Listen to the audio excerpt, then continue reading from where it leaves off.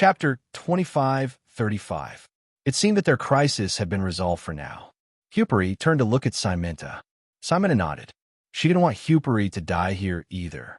Since they had given up on the plan, Simenta and Huperi sat down again. They both noticed that Chan Zhao and Aqualati Gasley didn't seem worried about the current situation at all. Or rather, they were afraid. Even though Simenta and Huperi made a living at sea all year round, they were still frightened by this situation. Even so, they were still frightened by this situation. However, these two seemed to be completely fine. Those who wanted to eat, those who wanted to play, played. Simenta and Huperi were both helpless and speechless. On the other hand, Chan Zhao and Aqualati Gasley were still arguing over who should get the meat from the belly of the tuna. Mr. Chun, Mr. Aqualati, aren't you going to think about how to get out? Didn't I say that we'll get off the ship in a few days? You can't even keep us here. You think you can get away in a few days? No, we're just getting off. Simenta was furious again. No matter what she asked, Chan Zhao and Aqualati Gasley just beat around the bush. They didn't answer her directly or lie to her. The next day, it was already dawn, but the sky was still dark. The research ship was still shrouded in fog. The cold wind was still blowing, and the temperature was still dropping. Simenta and Huperi really admired Chan Zhao and Aqualati Gasley. The two of them had been fishing since last night. They seemed to be having a competition. Dozens of big and small fish had already been thrown onto the deck. They probably wouldn't be able to finish them in a month. The two didn't rest at all. $1 million, Aqualati Gasley said. Aqualati Gasley said as he lifted his fishing rod, and a fish weighing 2 or 3 kilograms was pulled out. Mine is also $1 million. Let's cancel it. This time, the two made a rule. They wouldn't use magic or supernatural powers. They would just fish with ordinary skills. No matter the size, one fish was worth $1 million. Samana looked at the two and was even more speechless. The two of them were really bored out of their minds. If they were so bored, why did they board the ship? The third day, why isn't the fog dispersing? Miss, although we did not control the ship has been moving forward. We should have left this fog long ago. Have you seen this before? No. Hippoly shook his head. Logically speaking, the fog on the sea will disappear as quickly as it comes. At most, it will only last for 1 or 2 hours. The wind is strong, and it will disperse quickly. I've never seen a fog that hasn't passed after 2 days of sailing. This trip is really strange, Simenta said with a dark expression. With that, he couldn't help but look at Chun Zhao and Aqualati Gasley on the second deck. At this moment, the two were sleeping soundly in their sleeping bags. Heppley looked at the two of them and said, Miss, do you want to forget it? We have enough food and water on the ship. There's no need to make things difficult for them. And, haven't you noticed? Every time we try to make things difficult for them, we end up losing. That was just an accident, Heppley said, unconvinced. Those two people have been deliberately toying with us. Haven't you noticed? So what? They're asleep now. Can they still guard against us? Just then, Aqualati Gasley, who had been lying in his sleeping bag, suddenly turned his head and looked at the two people on the deck. I heard you. Heppley's face darkened. This damned old man. Heppley could not do anything to the two. Although he complained a lot, he did not really mention ambushing them again.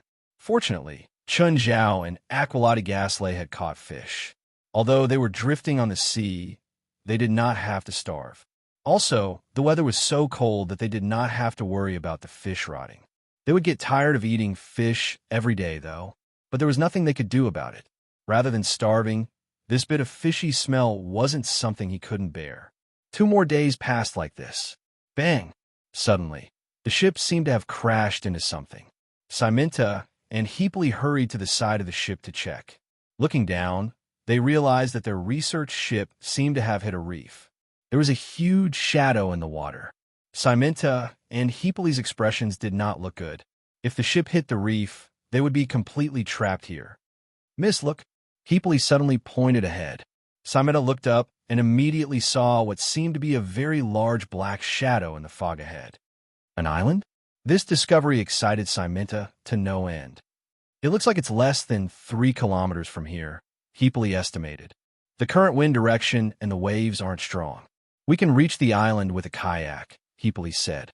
They already had a kayak, so they did not need to take the risk. As soon as Hippolyte finished speaking, a kayak balloon landed under their feet. Hippolyte and Simena looked up. Aqualotti Gasly was looking at them with a matter-of-fact expression. Blow. Why don't you blow? Hippolyte looked at them, annoyed. You've eaten our food for so many days. Shouldn't it be time for you to make some effort? We're not in a hurry to get to the island, Hippolyte said, annoyed. Bang! Aqualotti Gasly pointed his gun at the sky and fired a shot. Simenta and Hippolyte's expressions darkened. In the past few days, Chun Zhao and Aqualotti Gasly had not done anything serious. Simenta and Hippolyte even forgot that they had guns. In the end, Hippolyte still blew. Half an hour later, the four finally got on the kayak. But after a few hundred meters, they realized that the shallow waters around them were all sunken ships. Some sunken ships were completely stuck in the bottom of the sea, with the bottom sticking straight out of the water. It looked like a graveyard for ships. It was quite creepy. Just then, a gust of wind pushed their boat toward the shore. It was the first time Simenta and Hippolyte had stepped on land in so many days. They were so touched that they almost cried. This feeling of solidity was really ecstatic. Tegmis, I'm back. Aqualotti Gasly shouted. Hey, you'll expose us if you shout like that. Chun Zhao rolled his eyes. We didn't plan to hide anyway. Plus, you probably knew when we got on the island. I don't feel comfortable here. I can expand my territory. Of course, the whole Demon Island is within the scope of his domain. 9 Heavens Divine King. Chapter 25:36. What are you two mumbling about? Huperi yelled impolitely. Chun Zhao and Aqualotti Gasly looked back at Huperi and Simenta. Simenta was confused. Was this their destination? No, they hadn't controlled the ship's direction in the past few days. No one knew where they would go. Their original plan was to encounter an ocean-going ship along the way. That way, they could be saved. They had never planned to land on this island. Even now, Simena still felt that it was a coincidence. But, judging from their expressions, they seemed to have known that they would come here. At this moment, a figure swayed in front of them. When Simenta and Huperi saw the figure, their expressions changed drastically. The figure was thin and shriveled, just like the pathogen from the other day. How could there be such a thing here? Could it be that the guy they rescued that day had escaped from this island? Thinking of this, Simenta and Huperi shuddered. At this time, Aqualotti Gasly walked in front of the pathogen. Then he raised his gun and stuffed the muzzle into the pathogen's mouth. Bang! How's my shooting? Aqualotti Gasly blew at the smoke from the muzzle proudly. Chun Zhao rolled his eyes. I can shoot at this distance too. Be careful, Huperi warned.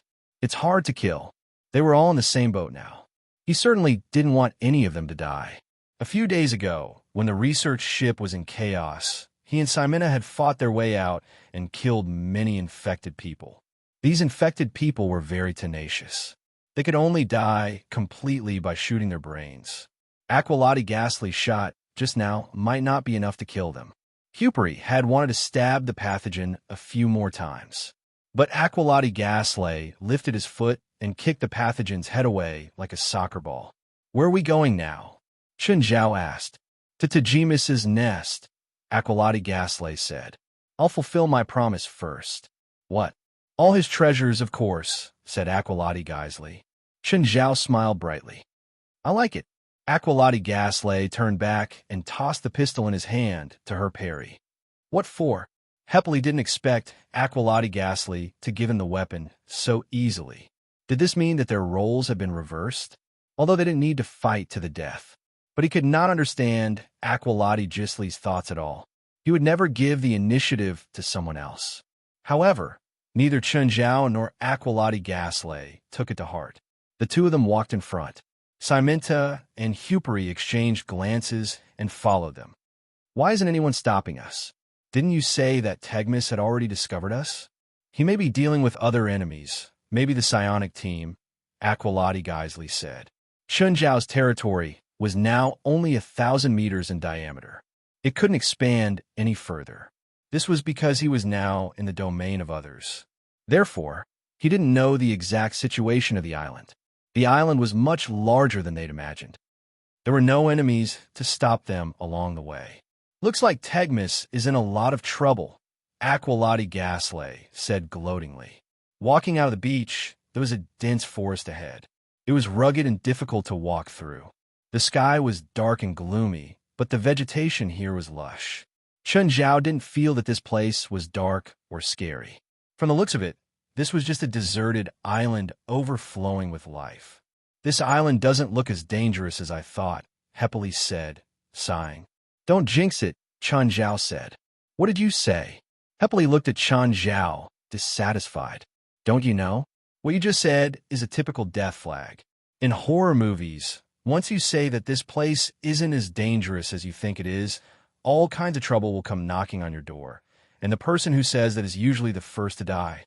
"Idiot." Hepeli rolled his eyes. How could he believe such a stupid plot? Samina thought the same. Just then, an extremely shrill cry came from the depths of the forest. The shrill cries reverberated through the forest. Both Hepeli and Simenta were shocked.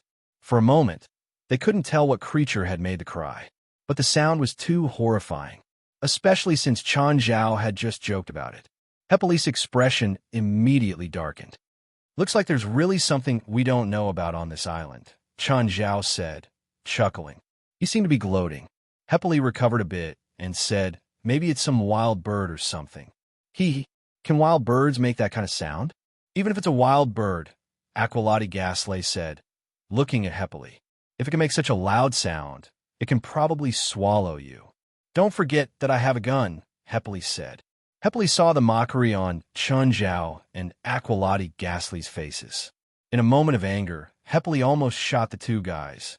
Not long after, a cave appeared in front of the four of them. The cave was very large. There was even a small stream of underground water flowing out of the cave. "You want to go in?" Hepeli looked at Chun Zhao and Aqualotti Gasley in confusion. "Why do we have to go in?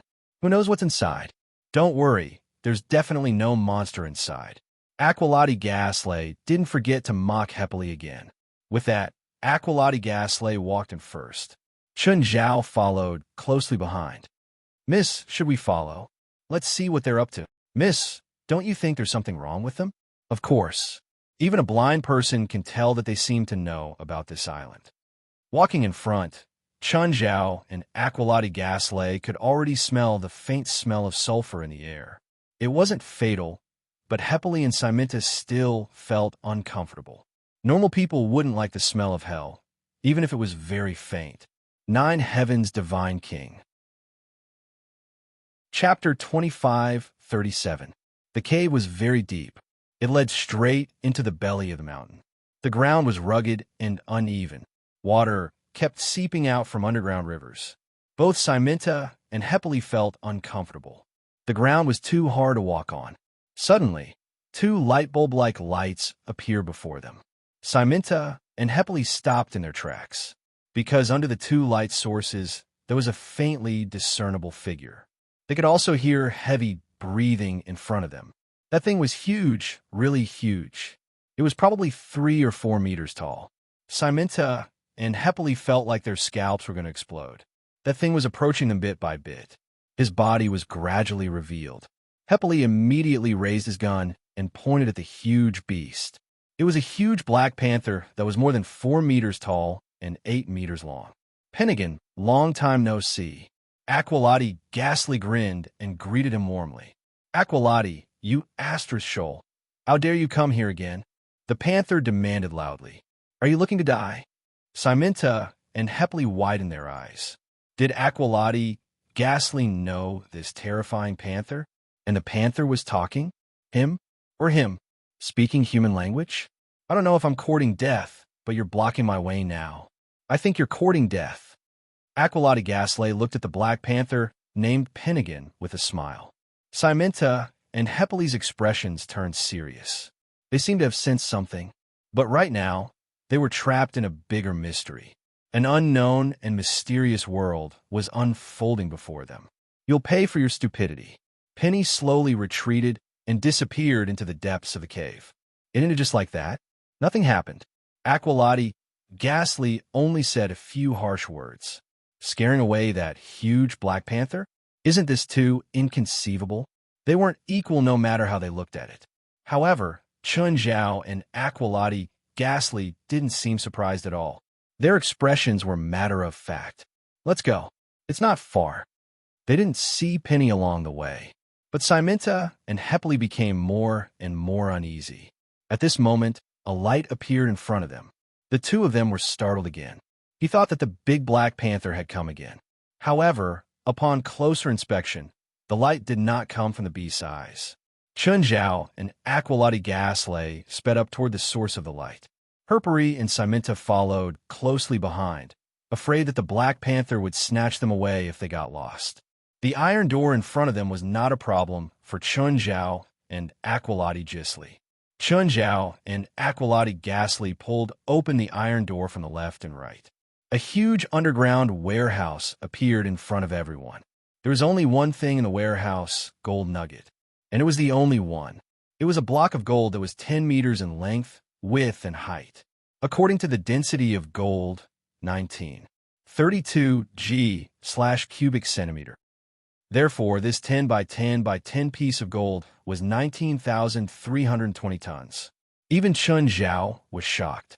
What did 19,320 tons of gold mean? According to the current price of gold, 1 ton was about $40 million. 19,320 tons would be 772.8 billion. Of course, if all the gold flowed out, the price of gold would be reduced to cabbages. If he paid taxes according to the normal procedures, Chun Zhao might get less than 1/10 of the current market price in the end. Looking at the gold before him, Chun Zhao was both excited and conflicted. What do you think? Isn't this a big gift? Aqualati Ghastly asked. Chun Zhao swallowed. Big, big. Not only Chun Zhao, but even Syminta and Herpery were shocked. However, Syminta and Herpery doubted that Chun Zhao could take it away. Gold was too heavy, and such a large amount of gold could only be transported by super freighters in this world. Moreover, the gold had to be cut before it could be transported. If it was just a square piece, how could it be delivered to the ship? Even if there was a way to do it, if it was placed on a freighter, it would directly create a hole in it. They could not help but care about something that had nothing to do with them. What else? I don't want gold. It's somewhere else, but it won't be as smooth as here. Let's go. Show me my property. 4 people appeared at the entrance at the other end of the huge warehouse. They had different body types. One was tall, one was short, one was fat, and one was skinny. Lord Aqualati, long time no see. I didn't think we would meet under these circumstances, the tall man said. The tall man spoke. He was polite to Aqualati Ghastly. Huh, are you going to block my way? No, I'm here to take her away, the tall man said, pointing at Syminta. It was always the tall man who spoke. The short, fat, and skinny ones all had different expressions, but their eyes were very nervous. Aqualati Ghastly pointed at Syminta. Syminta and Herpery immediately tensed up. Is she very important to Tajimas? Aqualati Ghastly asked meaningfully. The expressions of the 4 people gradually froze. Lord Aqualati, we won't stop you. Can you also help us complete our mission successfully? Huh, then you should know that I'm not here as a guest, right? Boom. Suddenly, the wall in front of Chun Zhao's group was smashed into pieces without warning. A gigantic and terrifying body crashed into them. This was a giant dragon covered in cuts and bruises. Tall, short, fat, thin, and Tall didn't even have time to react before they were crushed under the huge dragon's body. At this moment, Syminta and Herpery were dumbfounded. What was going on? What the hell is this? It was almost 100 meters long. That was enough to shock anyone. The dragon, covered in wounds, could barely support its body. Then it looked at Chun Zhao's group. Mr. Chun, why are you here? The dragon asked in surprise. Syminta and Herpery were completely dumbfounded. First, there was a huge Black Panther. Then, it knew Aqualati Ghastly. Now, there was an even more terrifying creature that knew Chun Zhao. Who exactly were they? Were all the people they knew monsters? You? Who are you? Do we know each other? Chen Zhao looked at the dragon in confusion. I'm Akrabumon. I'm Yang's wife. Ah, Xiaolongnu? Chen Zhao slapped his head. By the way, you look hurt. Do you need a rest? Chapter 2538. Just then, two demons, one big and one small, fell out of the hole that Akrabumon had created. The big demon was at least 5 meters tall. He carried a huge axe on his shoulder, and many parts of his body were covered in metal. There was also a nose ring on his nose. The other one was almost the same size as a human. He was dressed like a medieval noble and had a pair of demon wings on his back. The two demons didn't seem to care about the people present at all. The small demon pointed at Akrabumon and said, Kwang Tu, cut off this dragon's head. That's my trophy. Hey, don't ignore us, Aqualati Gaslight called. Charmin. The demon named Charmin looked at Orqualati Gisli with a somewhat arrogant attitude. Orqualati, Master already knows of your arrival. Master asked me to get rid of you. But before that, can you let me collect my spoils first? Charmin pointed at Akrabumon. He clearly wanted to get rid of Akrabumon quickly. Only then could he devote himself to the battle with Aqualati Gisli. After all, an adult giant dragon was a great threat to him. Although the dragon in front of him wasn't an adult yet, she already had the power to threaten him.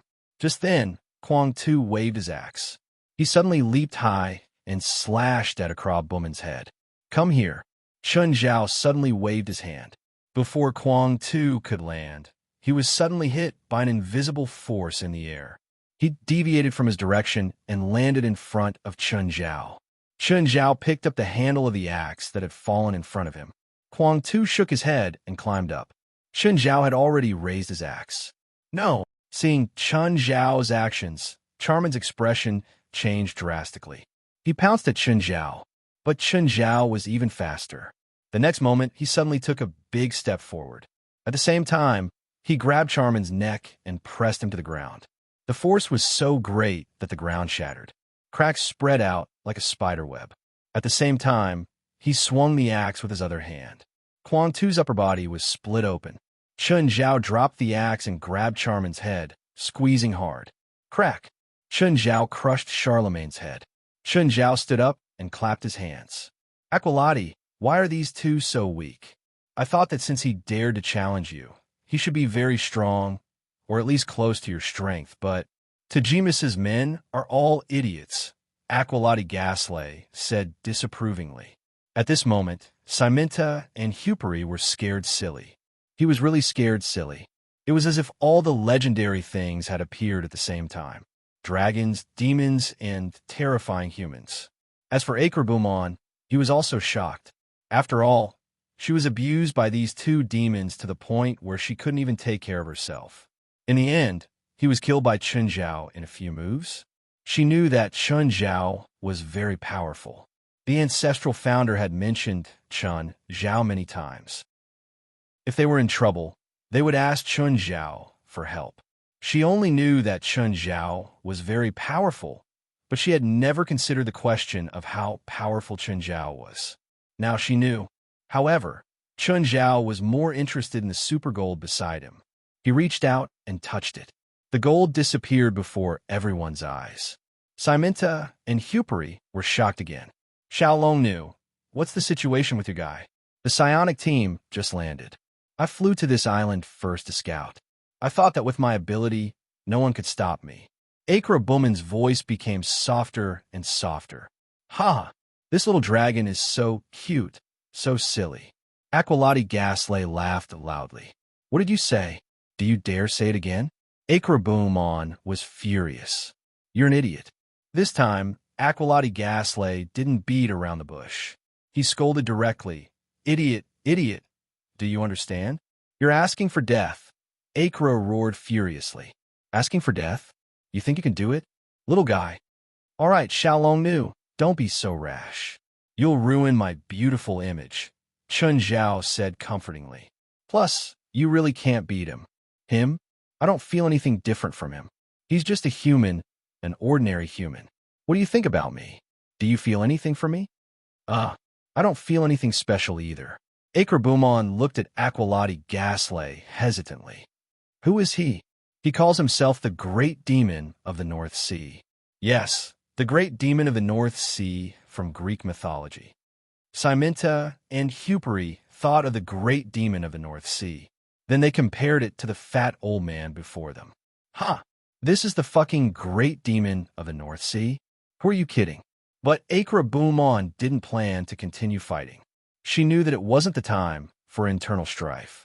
Chunjiao and Aqualati Gasley walked to the opening that Akrabumon had made. They realized that they were halfway up the mountain. Below them was a bottomless cliff. On the coastline in the distance, they could see a few landing craft docked. At the same time, there were also some people fighting. There weren't many people participating in the battle, at least not on the coast. But the sky above the island was already a mess. The sky was filled with demons, but they were fighting each other. What's going on? Internal strife? Aqualati Gasley was both surprised and happy. He didn't know what was going on, but it was undoubtedly the best news for him. He guessed that another commander under Tajimas had betrayed him.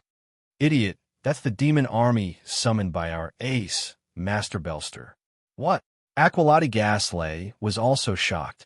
After careful observation, he could barely tell the difference between the two demon armies. But it seemed that Master Belster's demon army was even larger than Tajimas's. The number seemed to be increasing too. He couldn't understand. Who could summon such a large demon army? He couldn't understand at all. Ignorant, Akrabumon said in disdain. Aqualati Gasley was infuriated by Akrabumon. Pointing at her, he asked, Chen, can I kill her? You can't offend her elders. Isn't it a dragon? Unless the Dragon Emperor comes to kill me. No, not the Dragon Emperor. It's the Celestial Master of Mount Longhu, Zhang Tianyi. Can you afford to offend him? Chapter 2539. Perhaps Dragon Emperor was stronger than Zhang Tianyi. But the problem was that Dragon Emperor didn't see him in the outside world. But Zhang Tianyi was different.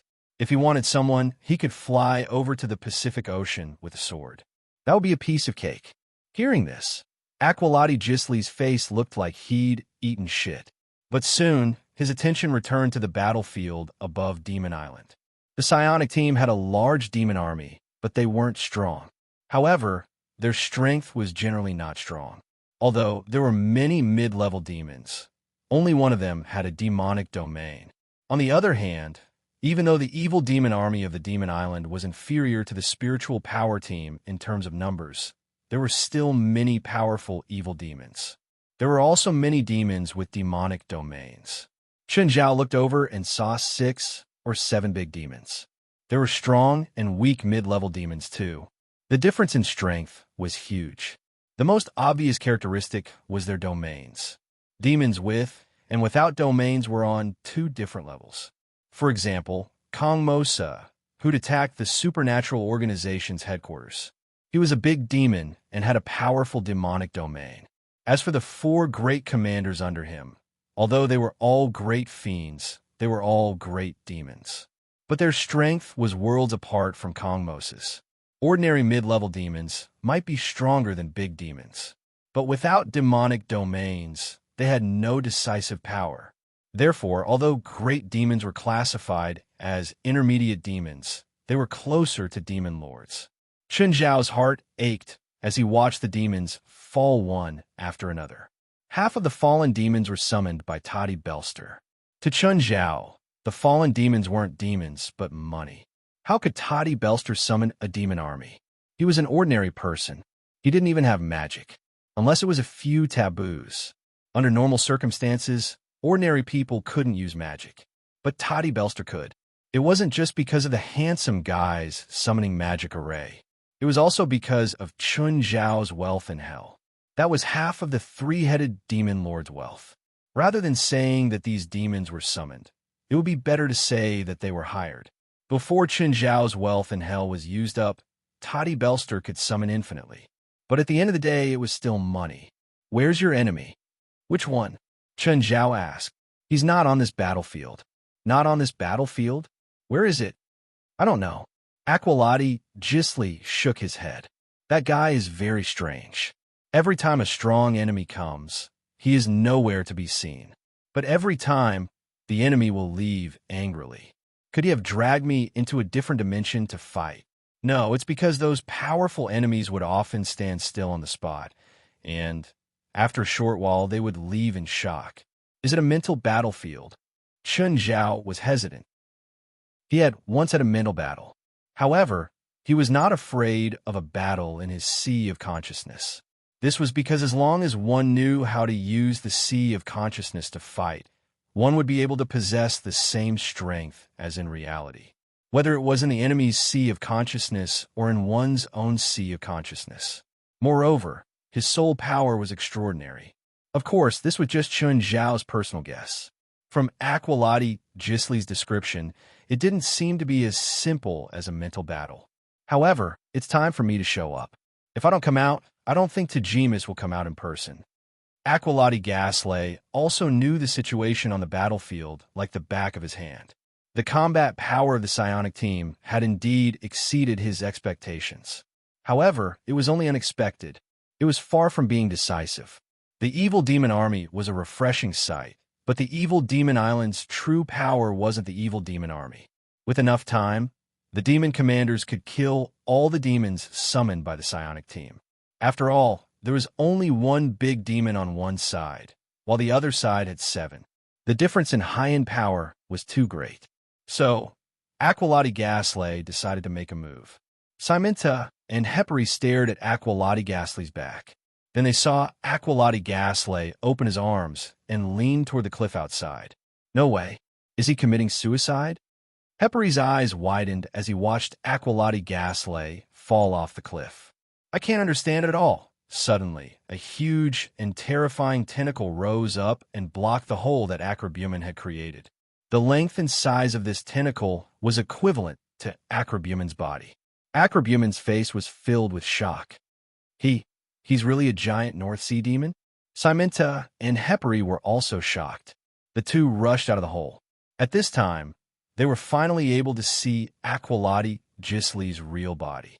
The legendary giant North Sea demon. How big was Aqualati Gasly's real body? Even Chun Zhao was shocked, because Aqualati Gasly's real body was more than 2,000 meters tall.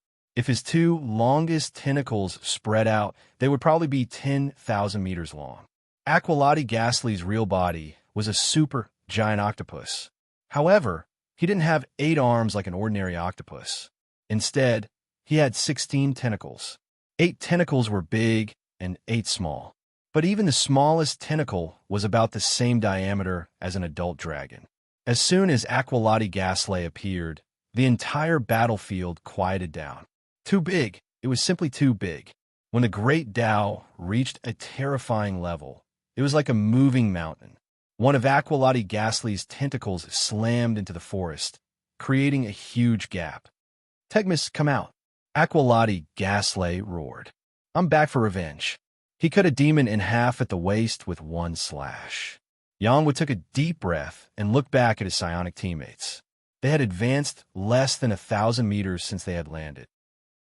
And this was the result of Toddy Belster's help in the rear. They couldn't imagine what would happen if Toddy Belster wasn't there. How would they fight this battle? Yangwu couldn't help but look back at Toddy Belster, who was standing on the bow. Toddy Belster was the only one who hadn't disembarked. But he was also the only one who didn't need to disembark and could use his full power. Even though he had summoned 100,000 demons, he still didn't stop. He seemed to be able to summon more demons.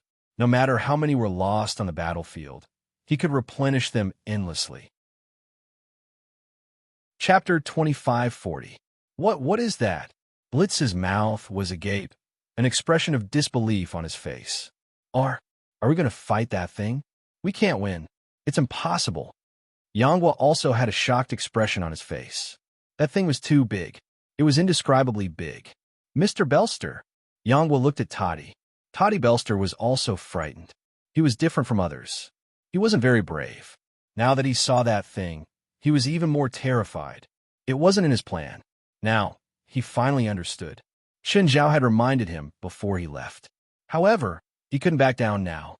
Just then, Toddy Belster opened her arms. A large magic array appeared before her. Then, giant demons crawled out of the array. The smallest of them was several meters tall, while the bigger ones were more than 10 or 20 meters. They either flew or ran. They were much stronger than the demons she'd summoned earlier. Some were even holding weapons. Yangwa saw Toddy Belster summon these powerful demons. He felt a little more at ease. However, he was also worried if Toddy Belster could summon enough demons to defeat the terrifying behemoth. As soon as Aqualati Ghastly's unparalleled body appeared, it attracted a large number of demons. Regardless of friend or foe, they all charged at Aqualati Ghastly. Aqualati Ghastly's tentacles swept past. Countless demons were smashed into meat paste. Just then, more demons pounced at Aqualati Ghastly. However, they were more like ants in front of Aqualati Ghastly. Chun Zhao frowned. It was one thing for Aqualati Ghastly to kill the enemy, but why did he kill his own people too? Moreover, the people he'd killed had all been hired with his own money. Xiao Long knew. Tell your husband that he's one of us, Chun Zhao said. If you don't want that old guy to smash your husband into meat paste. Akrabumon nodded. She moved. Her giant body created a strong current of air. Thankfully, most of the enemies were attracted by Aqualati Ghastly. Akrabumon wasn't completely unharmed, but at least it was within her acceptable range. Bang! Dust flew in front of Yangwa. Akra, how are you? Yangwa was very worried when he saw that his wife was covered in wounds. He regretted bringing Akra Bumon along. Xin Zhao had warned him a few times before. This place was far more dangerous than he had imagined, but he turned a blind eye to it. Or it could be said that he was holding on to a fluke mentality, especially after Toddy Belster displayed his great strength. He also felt that they might not necessarily lose in this expedition to Bermuda. Hubby, that big guy is one of us. Tell Master Belster not to attack him. What? That big guy is one of us. How could this be? When did we ever have that kind of ally? Akra Bumon looked anxious. There were some things she knew, but she definitely couldn't say in public. She knew about Chun Zhao and Yanggua's relationship, but if she said this in front of everyone, then the relationship between Yanggua and the psionic ability team would collapse. Are you sure the guy isn't the big boss here? It's true. He's enemies with the demons here. Look at those demons. They're all attacking that big guy. Only then did Yanggua notice that, indeed, both the enemy and friend seemed to be attacking the super big guy. Of course, the big guy was also attacking indiscriminately. When a demon charged over, Yanggua didn't even need to do anything. Akra Bumon sent it flying with a slap. Open a path for our people. I'll go tell Master Belster. Yanggua jumped in front of Toddy Belster. Master Belster, that big guy isn't an enemy. He's on our side. On our side? Are you sure? Yes. My wife told me. Yanggua didn't know the exact situation now. Akra Bumon seemed to know more. But her hesitant gaze indicated that there were some things that she couldn't say in public. Fine. Separate your demon army from the enemy. Don't get tangled up with them.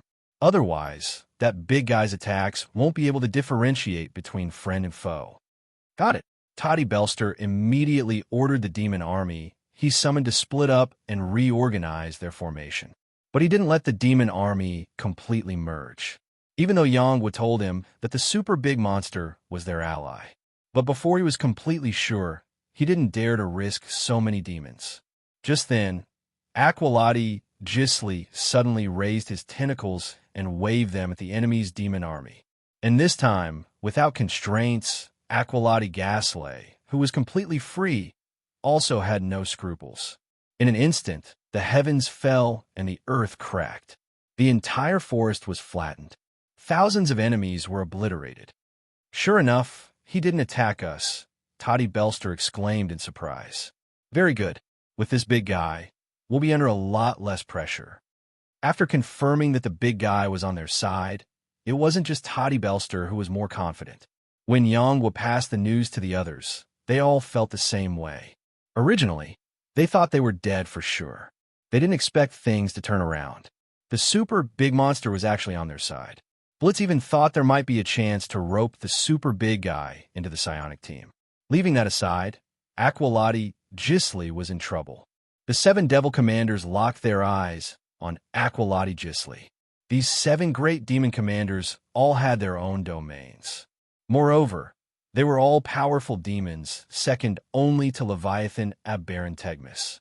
None of the 7 demon commanders were easy targets for Aqualati Gisli to kill. Suddenly, Aqualati Gisli aimed his mouth at the sky. Puff! A jet of black ink shot up into the sky. The black ink didn't attack any demons, and this kind of attack hardly hit anyone. But after the black ink shot into the clouds, black rain began to fall from the sky. In an instant, a large number of demons fell to the ground. It was another indiscriminate attack. Chapter 25:41. Those who couldn't put up a magic shield, had nothing to hide, or had low poison resistance all fell. But it was indeed useful. Half of the demons were gone in an instant. Of course, the psionic team was also affected. Akrabumon used her dragon wings to block the poisonous rain for Yonghua and Toddy-Belster. Dragons had high poison resistance. In fact, dragons were resistant to almost everything. Damn, is that monster really on our side? Save me. Save me. Aqualati's move successfully made 3/4 of the psionic team lose the ability to fight. In fact, not only did they lose the ability to fight, but they also lost their lives. Akrabumon was also shocked. She also didn't expect Aqualati to use such an indiscriminate attack. Aqualati, we know you too well, a demon leader said. This means nothing to us. None of the 7 demon leaders were hit. After all, they'd once been colleagues. So they knew Aqualati Gisli, just like how Aqualati Gisli knew them. Really? Do you really know me? Aqualati Gisli sneered at the 7 demon leaders. Just then, the poisonous rain began to evaporate. The air was filled with black poisonous gas. Be careful, don't breathe it in. The 7 demon leaders warned each other. The evaporating poisonous gas covered a wide area. Several mountains were enveloped by the gas. Regardless of whether it was plants, animals, or demons, most would not be spared. The deeper they went, the thicker it got. They couldn't even see their own fingers. Suddenly, a huge black shadow reached out from the poisonous gas. Bang! With a loud bang, a demon commander was struck and fell into the range of the poisonous gas. Then, it never came out again. What? How? How is that possible? Where did that tentacle come from? Aqualati Gisli was right in front of them. He hadn't moved just now. Everyone had seen his entire body. Logically, he couldn't have ambushed them. But why did a tentacle come out of the poisonous gas? Qinzhao was also surprised. As a bystander, he saw more clearly than the demon leaders. Aqualati Gisli indeed didn't move. At least his body didn't move. But why was there a tentacle in the poisonous gas? Be careful, there's something strange down there.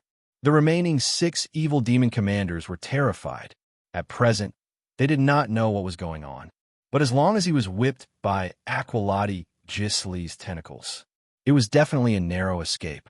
One of their companions was already 1 step ahead of them. But at that moment, a tentacle reached down from the sky without any warning. Oh no, be careful, quick dodge, the 3 devil commanders dodged. However, the 2 demon commanders did not expect the tentacles to fall from the sky, causing them to be slapped down by the tentacles. There was another demon commander who reacted a little slower. By the time he reacted, he had run in the wrong direction and was fleeing downwards. The fog below once again stretched out a tentacle and wrapped around the fiend commander. In the blink of an eye, 3 evil demon commanders had fallen, and it was unknown whether they were dead or alive. The expressions of the remaining 3 demon commanders changed drastically. Once upon a time, Aqualati Gisli was their boss. He was also the most powerful subordinate under Leviathan Aberrant Tegmis, and the leader of all the demons. But at that time, they were not demon commanders yet. After Aqualati Gisli's betrayal, they gained the status of devil commanders. They had once thought that if Aqualati Gisli dared to appear before them, they would be able to use his demon heart to prove their loyalty and strength to their master. They had once thought that if Aqualati Gisli dared to appear before them, they could use his demon heart to prove their loyalty and strength to their master. They did not think that Aqualati Gaslight was qualified to be a demon commander. But now, they did not dare to think so anymore. Of the 8 demon commanders, except for Charmin who had disappeared, 4 of the 7 demon commanders had died. Chen Zhao looked at the sky in confusion. Just now, Aqualati Gaslight had sprayed the ink poison into the sky and then landed on the ground. Then, the tentacles fell to the ground. In other words, the area that was contaminated by the ink poison would have tentacles appearing. Just then, the poisonous gas started spreading upward. Under Aqualati Gaslight's control, the area at the edge spread the fastest, almost forming an enclosed area. Suddenly, Aqualati Gaslight froze on the spot. Wow! In just a few seconds, Aqualati Gaslight seemed to be in a daze, but he suddenly came back to his senses. But this time, Aqualati Gisli had many wounds on his body. Chen Zhao's eyes widened, and he looked at Aqualati Gaslight in shock. What's going on? Aqualati, what's wrong? What's going on? Divine gear! Aqualati shouted at Chen Zhao. Divine gear, divine gear. Be careful of divine gear. Divine gear? Chen Zhao stared at Aqualati Gaslight. His wounds were caused by divine gear. Just then, a gust of wind blew the poisonous gas away. But an even bigger fog shrouded Chen Zhao. Chen Zhao frowned. Suddenly, Aqualati Gaslight disappeared. The next moment, Aqualati Gaslight's aura appeared again. Suddenly, a huge tentacle slapped the mountain wall Chen Zhao was standing on. Chen Zhao was sent flying. Both Samantha and Hupri were shocked.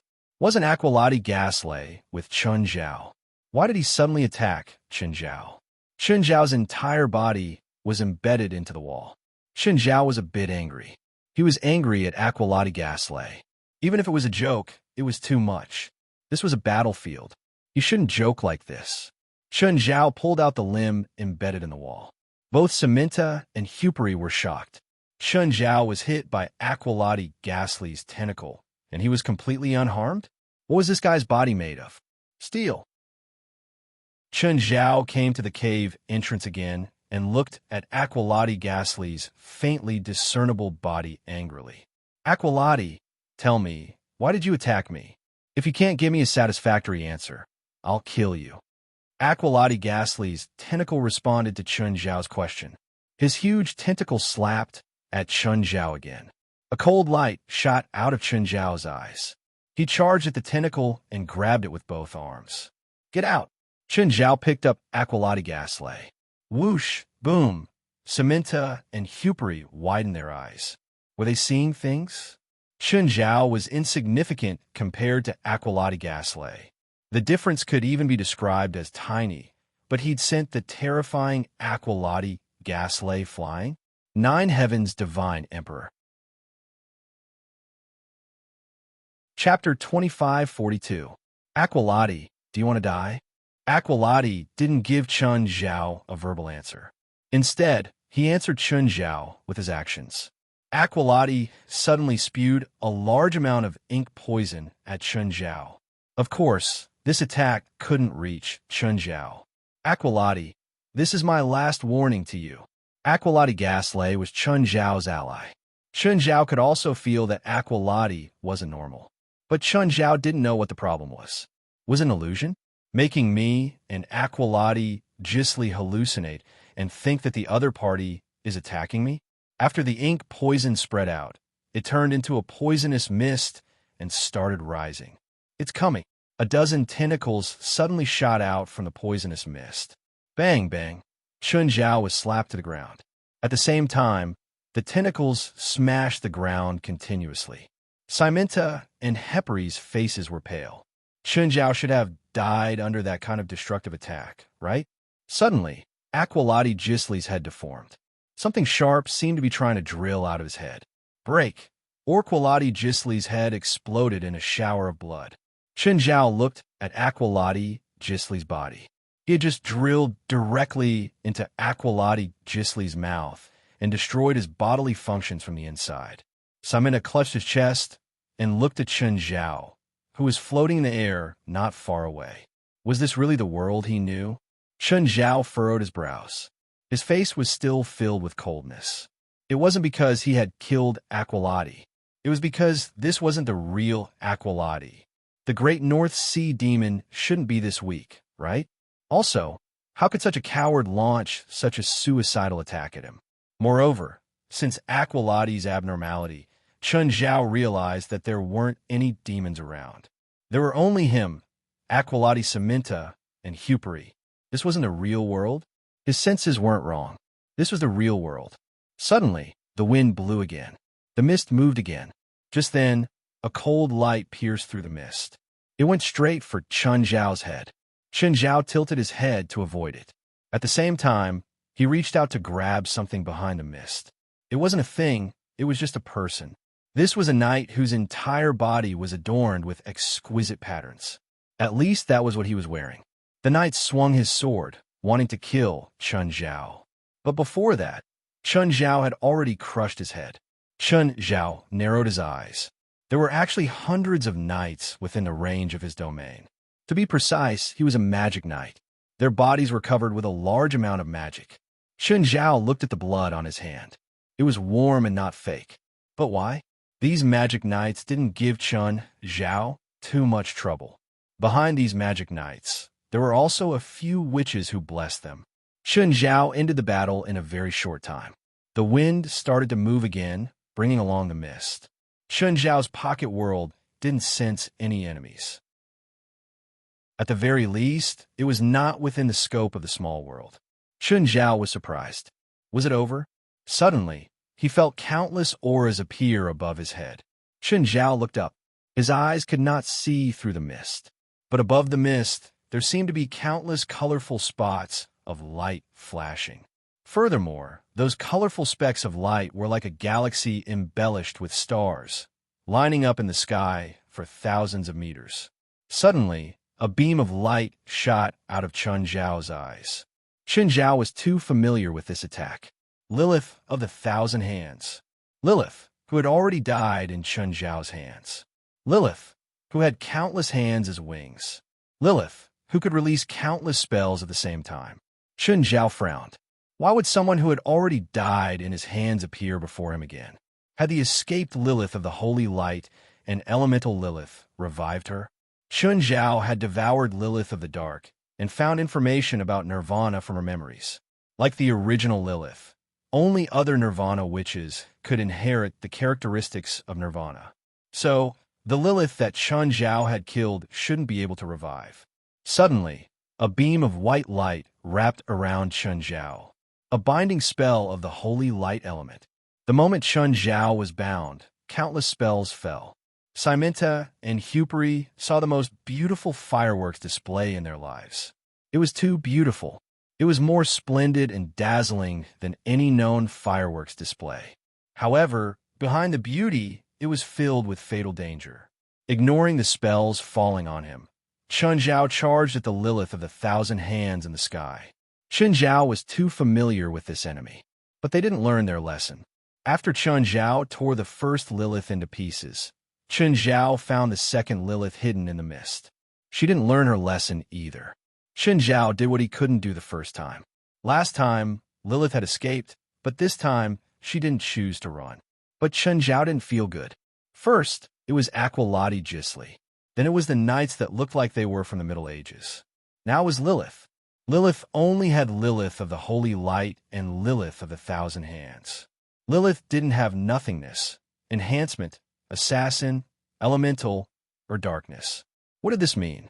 The wind blew again and the mist surged. Again, this time there was quite a lot of mist. Chun Zhao could see the sea beyond the coastline. However, the sea wasn't calm. There was a fleet on the surface. Chun Zhao raised an eyebrow. The leading aircraft carrier. That's no. They should have sunk already. How could they appear before him? Demi Sonnenfeld had said before, because of Bermuda's operations, the number of ships and victims had increased in the past 2 years. It had triggered the American government, so they'd sent a fleet.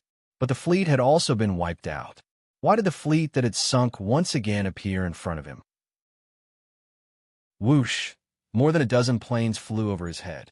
Boom, boom, boom, the attack came. Chun Zhao was locked on. All the attacks landed on his head. Simenta and Huperi exchanged glances. What's going on? First it's magic, and now it's a modern army? Is this fleet created by magic? Maybe forget it. Let's not care. We can't participate anyway. Whether it's magic or a modern army, it's fatal to us. That guy's a monster. He doesn't even care when a missile lands on his head. Chapter 25:43. Only monsters would step into this place. That doesn't include us, Hepeli said. Hepeli said, those two guys have been plotting this for a long time. Everything was planned by them. Right now, Chun Zhao was hovering in the air. The missiles and machine gun bullets landed on him, but they didn't hurt him at all. Chun Zhao looked down at everything below him. Suddenly, he had an idea. He flew into the sky. Meteor. 20 minutes later, a meteor streaked across the sky. The next moment, a light source that looked like a small sun appeared on the coastline. The small sun created huge waves. The fleet was swallowed by the waves in the blink of an eye. 1/10 of Demon Island disappeared completely. A circular crater was left at the edge. All the mist on the island was instantly dispersed, and all the trees were uprooted. Simenta and Hepeli, who were at the entrance, were sent flying by the terrifying impact. Simenta and Hepeli were at the higher ground, so the impact was the least. But the shockwave was still very terrifying. When the two, bleeding, crawled to the entrance, they realized that Chun Zhao had returned. When he looked at the Demon Island again, he saw that it had already changed completely. Both of them were already pale with fright. What happened just now? Did they use nuclear weapons? You're really lucky, Chun Zhao said, looking at the bleeding duo. Not as lucky as you, Simenta said angrily. Chun Zhao suddenly had an idea. He left the entrance again. Still not back to normal? Chun Zhao had thought that everything would return to normal after dispersing the fog. But the result wasn't what he wanted. Was the destruction not thorough enough? Or did he not find the key point? Just then, countless ships appeared on the sea.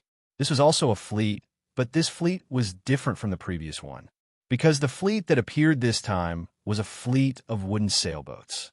Moreover, their flags were also very strange. A while later, the fleet docked. Large numbers of soldiers rushed down from the ships. They wore chainmail or leather armor and held swords in their hands. Chun Zhao floated in the air. These people couldn't do anything. They could only shoot with arrows. But they still couldn't reach Chun Zhao. Chun Zhao looked at the soldiers who seemed to have come from the medieval era. Chun Zhao pondered. He didn't fight back. They couldn't attack him anyway. Suddenly, Chun Zhao's vision blurred. The next moment, a black shadow shrouded over. Chun Zhao looked up. Bang! A huge tentacle covered his face. Chun Zhao jumped up and roared. Aqualati, I'm going to kill you again. Wait, Chun, I didn't do it on purpose. Aqualati Gisli was shocked and quickly explained. You suddenly appeared in my attack range. Why are you still alive? Didn't I kill you? Chun Zhao looked at Aqualati Gisli with an unfriendly expression. How many times did it take you to find a way? Aqualati Gisli asked. Answer me first.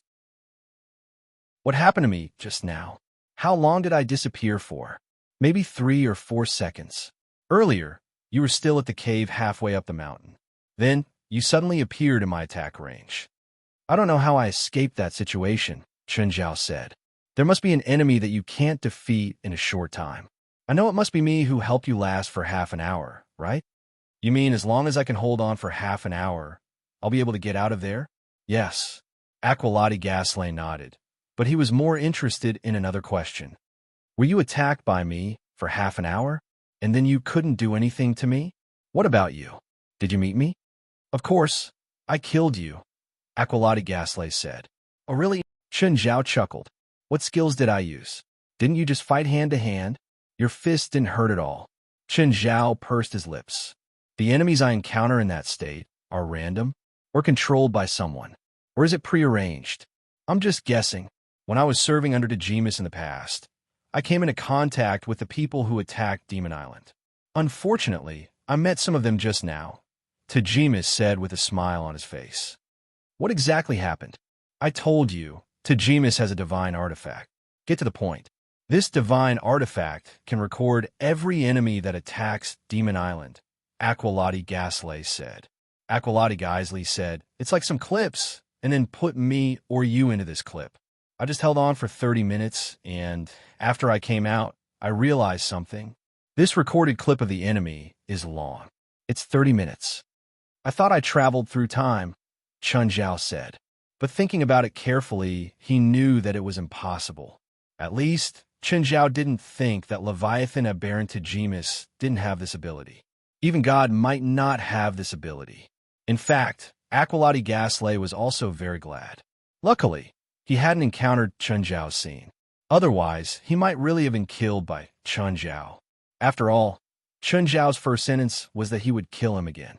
Clearly, Chun Zhao had encountered him in this scene, and he'd even killed him. Suddenly, both Chun Zhao and Aqualati Gisley felt an oppressive feeling from above. Chun Zhao and Aqualati Gasley immediately looked up at the sky. A meteor fell from the sky. Chun Zhao's eyes widened. The meteor moved faster and faster, heading straight for Aqualati Gasley. "Shrink! Hurry! I can't do it," Aqualati Gasley said, terrified. Chun Zhao suddenly grabbed Aqualati Gasley's tentacle and tossed it. The moment Aqualati Gasley was tossed out, the meteorite fell where Aqualati Gisley had been. Instantly, a huge impact swept in all directions. All the plants were instantly flattened. Chun Zhao was naturally in the center of the impact and was sent flying by the shockwave. Aqualati Gasley climbed back up. He saw the terrifying impact. Damn it, damn it, damn it. Which idiot did Tajimus steal this crazy skill from? Aqualati Gasley roared. Just then, 100-meter-tall demon climbed out of the huge crater created by the impact. The demon's head looked like a goat, but from the neck down, it was completely different from a harmless goat. However, as soon as it came out, it vomited a mouthful of blood. Half of its body was burnt. Chapter 25:44. Damn, why is it like this? Why is it like this? The huge demon stood where he was. The charred parts on his body were fading away, replaced by new skin. He could feel that he'd copied Chun Zhao's constitution and skill. But why wasn't Chun Zhao injured at all when he used this move? But he'd almost fallen to his death when he used this move. His move wasn't as powerful as Chun Zhao's, but why was he injured so much? Just then, Chun Zhao arrived before the huge demon. "You're Leviathan Aberrantigimus?" Leviathan Aberrantigimus stared at Chun Zhao hatefully. "Why can you use this move without getting hurt, but I can't? Did you copy my constitution?" Chun Zhao chuckled. Was it so easy to copy his constitution? Perhaps the most basic constitution could be copied.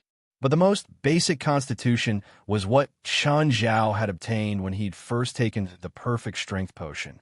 Chun Zhao believed that with Leviathan's power, he could copy this constitution. But what about the others? The Rage Blood and Gluttony bloodline definitely couldn't be copied, because these two were from the same bloodline as Leviathan, the 7 Sin Demon Kings. He could probably copy the Eye of Power too and double his own strength. This was a divine power, but it wasn't too high level. He definitely couldn't copy Giant Spirit Transformation, Body Double, and Spells Return to 1. Body Double was a high-level spell that Old Turtle had taught him personally. At first, Chun Zhao had only learned the simplified version. Later, when he was strong enough, he learned the complete version. Giant Spirit Transformation was something he'd created later. It could even be said to be one of the top spells Chun Zhao had learned. The 10,000 techniques return to 1 required 1 to learn the avatar technique in order to use it. Otherwise, it would be meaningless to use the 10,000 techniques return to 1 alone. Then there was the key's evolution for Chun Zhao. Chun Zhao had always felt that the key was the highest level of his power system. So, Chun Zhao didn't think that Leviathan Aberrantigimus could copy the key's evolution for his constitution. In other words, Leviathan Aberrantigimus could only copy the basics of Chun Zhao's basics. As for Chun Zhao's other spells, Chun Zhao didn't have any objections. After all of Chun Zhao's combat power and main attacks were based on his own power. He couldn't replicate all of his abilities in Bloodline, so he couldn't use those moves. Take Meteor, for example. Leviathan Aberantegmus had already tasted the bitter fruit. Was it that easy to release a meteor? Without a strong enough physique, it was no different from suicide. But even Xin Zhao had to admit that this guy's head was really hard. Even if he only copied his basic physique, it would be good if his physique could be doubled. However, he did not fall to his death. It could be seen that his own foundation was not bad. However, it had to be said that the power of the meteor cast by Leviathan Aberantegmus was incredible. It was much weaker than Chun Zhao's complete version. It was less than 1/10 of Chun Zhao's. But even so, the power was still considerable. And at that time, his target was Aqualati Gasly. If Aqualati Gisli took the full blow, he would probably be killed in seconds. The destructive power of a meteor was similar to that of a neutron star. The closer it was to the center, the more terrifying it was. Suddenly, Aqualati Gisli's huge tentacle whipped Leviathan Aberantegmus. Leviathan Aberantegmus's huge body flew toward Xin Zhao. He didn't hold back at all. Level 3 of the primordial regression technique. Bang! Leviathan Aberantegmus was sent flying by Chun Zhao's punch. His chest and right shoulder completely disappeared. But soon, a green aura emerged from the broken part of his shoulder. Then it healed at an astonishing speed. Chun Zhao raised an eyebrow. Fuck, his life force had been copied. How could this be? Isn't this too heaven-defying? Life force could be copied? Aqualati, the Leviathan bloodline, can copy life force. Yes, but only once. In fact, all the same abilities, spells, and supernatural powers can only be copied once. He should have used up the number of times he could copy life force. He copied my life force. When he recovered, I felt it. It was exactly the same as my life force. Him? Copied yours? Is he crazy? You're just a human. No matter how strong you are, you're still a human. Aqualati Gisli exclaimed. Aqualati, you're still so stupid. Leviathan Aberantegmus stood up again. Have you forgotten my ability? I can see the magic power and life force of others at a glance. Do you think I don't know what's going on with the person I'm copying? Aqualati Gisli turned to Chun Zhao. Do you have more life force than a normal person? Chun Zhao glanced at Aqualati Gisli and said indifferently, a little more. Whatever, it doesn't matter, Aqualati Gisli said. Besides, the more vitality he has, the more I can get, said Aqualati Gisli. Leviathan Aberantegmus spread his hands. 200-meter-long black swords appeared in his hands. Aqualati Gisli, are you sure you could beat me? I'm not sure, Aqualati Gisli said honestly. But I have no other way out now. He was very free now. He was going to die anyway. If he took the risk, he might become a motorcycle. If I didn't want to get rid of your slavery, I wouldn't have lost 1,000 years of life force. And if I didn't lose 1,000 years of life force, I wouldn't come here to fight you. Then you can only blame your stupidity. As Leviathan Aberantegmus spoke, his arm suddenly slashed toward Aqualati Gisli, who was thousands of meters away. Leviathan Aberantegmus' arm turned into a tentacle and kept extending outwards. The giant black sword had already appeared above Aqualati Gisli's head. Shocked, Aqualati Gisli hurriedly dodged Leviathan Aberantegmus' attack. Clearly, Leviathan Aberantegmus had copied his ability. But just then, Leviathan Aberantegmus opened his mouth and spat out a jet of ink. The ink poison sprayed directly on Aqualati Gisli's body. 9 Heavens Divine Emperor. Chapter 2545. Of course, the ink poison was ineffective against Aqualati Gisli. After all, it was a copy of Aqualati Gisli's skill. Aqualati Gisli had absolute immunity and resistance.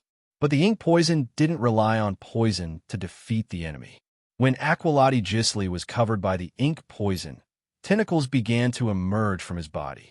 The tentacles didn't attach themselves to Aqualati Gisli's body. Instead, they covered the surface of the ink poison. Is that weird? I can even copy your domain, can't I? Leviathan Aberantegmus said proudly. The tentacles that grew out of Aqualati Gisli's body were wrapping around him. Aqualati Gisli struggled with all his might, but he knew his own strength. This was his territory, the tentacle territory. The territory couldn't be disintegrated. Aqualati Gisli's territory was very special. His territory didn't move with him. It was determined by the range of his ink poison. The number of ink poison he spat out would determine the range it covered, and the tentacles would extend from it. As long as he couldn't get rid of the ink poison on him, he couldn't get rid of the tentacle territory. So, he had to get to the seaside and let the seawater wash away the ink poison. Leviathan Abaron's attention returned to Chun Zhao. Who exactly are you? Why is my copy of you so ineffective? Leviathan Aberkan Tajimus couldn't confirm Chun Zhao's identity, because Chun Zhao's aura was very special. Judging from the aura, he should be human, but he had the smell of a demon. The smell was also very strange. It was like the blood of gluttony, but also like the blood of anger. But that was impossible. Because of the 7 demon kings, apart from Satan, there were no subordinates. The subordinates of the other 6 demon kings couldn't mix. The subordinates of the 6 demon kings could mix with other demon bloodlines. For example, Beelzebub, Zophi, and Iris. One was a subordinate of gluttony, and the other was a dragon. But Beelzebub, Zophi couldn't mix with the other 6 demon kings to produce offspring. That was why Leviathan Abhan Tegmis found it strange that Chun Zhao's aura was so complicated. It's not bad, Chun Zhao said. You've stolen a lot from me. Of course, Leviathan Abraham Tegmis knew. His constitution had improved, and secondly, he had stolen Chun Zhao's life force. Not even a great lord had ever seen such a massive amount of life force. But Chun Zhao's vitality was truly shocking. It was so huge that it made people's hair stand on end. It was also terrifying. What is this human in front of me? Was he really human? Right now, Chun Zhao had already activated the 3rd level of the primordial regression technique. Leviathan Abaron Tegmis suddenly swung his 2 swords and attacked Chun Zhao. Leviathan Abaron Tegmis could sense the enemy's strength, magic, and even life force. However, he could only sense basic attributes. Most of Chun Zhao's attributes were stacked with skills. Chun Zhao suddenly moved, turning into a stream of light. He directly crashed into the center of the 2 cross swords. Quang! The 2 giant swords were immediately broken. Chun Zhao grabbed the hilts of the 2 broken swords and slashed at Leviathan Abaron Tegmis. Hiss! Leviathan Abaron Tegmis's head flew into the air. Everything had happened too quickly. Leviathan Abaron Tegmis couldn't react at all. Leviathan Abaron Tegmis had obtained the same life force as Chun Zhao. Normal attacks were useless against him. If he attacked, he would kill. Chun Zhao started with his own weakness. After cutting off his head, Chun Zhao didn't believe that he could survive. But just when Chun Zhao thought the battle was over, a body grew out of Leviathan Abaron Tegmis's head. The headless body also grew out a head. Fuck, you could do this too? This is the undead Eurobody. I copied this spell from an Easterner. I also learned this skill, Leviathan Abaron Tegmis said. No matter which part of my body you cut off, I can regrow it completely. Originally, this ability had a huge flaw, and that was that it required a huge amount of life force. Even I didn't dare to use this ability casually, but the life force I copied from you solved this problem for me. Chun Zhao stopped attacking. Rubbing his chin, he pondered. Huh, are you at your wit's end? Leviathan Abaron Tegmis grinned. I admit that you're strong, even stronger than me. But sometimes, being strong won't let you win. Although he said it was easy, he knew how terrifying this human was. He'd killed him instantly and decapitated him. Chun Zhao had killed him instantly and decapitated him. If he didn't have the undead Eurobody and copied the opponent's life force, this would solve his problem of being killed instantly to a large extent. He would probably have a headache now, wondering how to face an enemy like this. Chun Zhao's overwhelming power made him not dare to underestimate him at all. Leave now. I don't have any conflict of interest with you, Leviathan Abaron Tegmis said. You're right. Chun Zhao nodded. How about this? Give me this island and leave the body behind. Then we'll call it a day. How about that? Leviathan Aberron Tegmis's expression changed involuntarily. Looks like we'll have to fight to the end of our lives. Although Leviathan Aberron Tegmis was confident that his undying Eurobody could make him almost immortal, he was not confident that he could survive. But the opponent's life force was also very strong. With such a strong life force, the opponent definitely had a similar undead body. And it was an ability that he couldn't copy. At least, the undead Eurobody could be copied, but the opponent's similar skill couldn't be copied. This meant that the opponent's similar skill level was very high. Plus, the opponent's terrifying lethality. The ability to kill him instantly made him want to turn and run. Of course, it was never his habit to sit still and wait for death to come. Giving up on the battle and choosing to run was a choice he'd make in a desperate situation. He wasn't in that situation yet. Leviathan Aberron Tegmis took a deep breath. He grabbed a few pieces of flesh from his body and threw them on the ground. Leviathan Aberron Tegmis's clones appeared on the battlefield one by one. 9 Heaven's Divine King. Chapter 2546. There were 5 Leviathan Aberron Tegmis clones at the scene, plus the clone that Chun Zhao had cut off his head and his original body. This meant that there were 7 Leviathan Aberron Tegmis on the battlefield. Leviathan Aberron Tegmis frowned. He realized that 2 clones were missing from the battlefield. He'd thrown out 7 pieces of his flesh, but there were only 5 clones. Just then, Leviathan Aberron Tegmis saw Aqualati Gisli's tentacles. The 2 missing pieces of flesh were Aqualati Gisli's doing. Aqualati Gisli had rushed into the sea to take a bath, then returned to the battlefield. This made Leviathan Aberron Tegmis furious. Aqualati Gisli, however, was overjoyed. Tegmis continue. Your flesh is surprisingly delicious, Aqualati Gisli said. Aqualati Gethli had gained a long-lost vitality from the flesh and blood of Leviathan Aberron Tegmis. It was more delicious than any delicacy.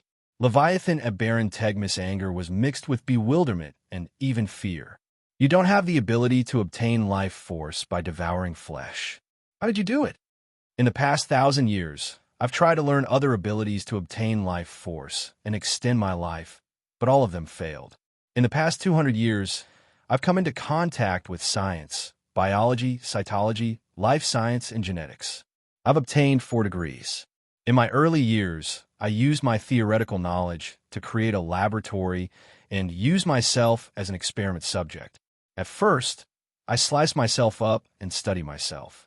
Later, I taught students and train a large group of human students. I let them study me. After decades of research, I finally came to the conclusion that the most effective and possible way for me to truly extend my life is you. Me? Leviathan Aberron Tegmis narrowed his eyes. No one knew what he was thinking. Anyway, he sensed that Aqualati Gisli's research wasn't that simple. Do you remember the drop of blood you left in my body when you enslaved me? That drop of blood is still there, but that drop of blood has almost fused with me. The vitality contained in this drop of blood is greater than my own, but no matter how great it is, there will still be a time when it dries up. Now this drop of blood has dried up, but you still have a lot of it. Every piece of your flesh and every drop of blood can bring me vitality. Aqualati Gisli looked at Chun Zhao. Chun, you can tear him apart. I'll take care of every piece of his flesh. He won't have any more clones. Anger and fear erupted from Leviathan Aberron Tegmis' eyes. Chun Zhao couldn't help but laugh. All the problems were no longer problems. You owe me, and now I'm here to take it back, Aqualati Gisli said. I'll kill you. Then this problem does not exist. Leviathan Aberron Tegmis said coldly. Kill him.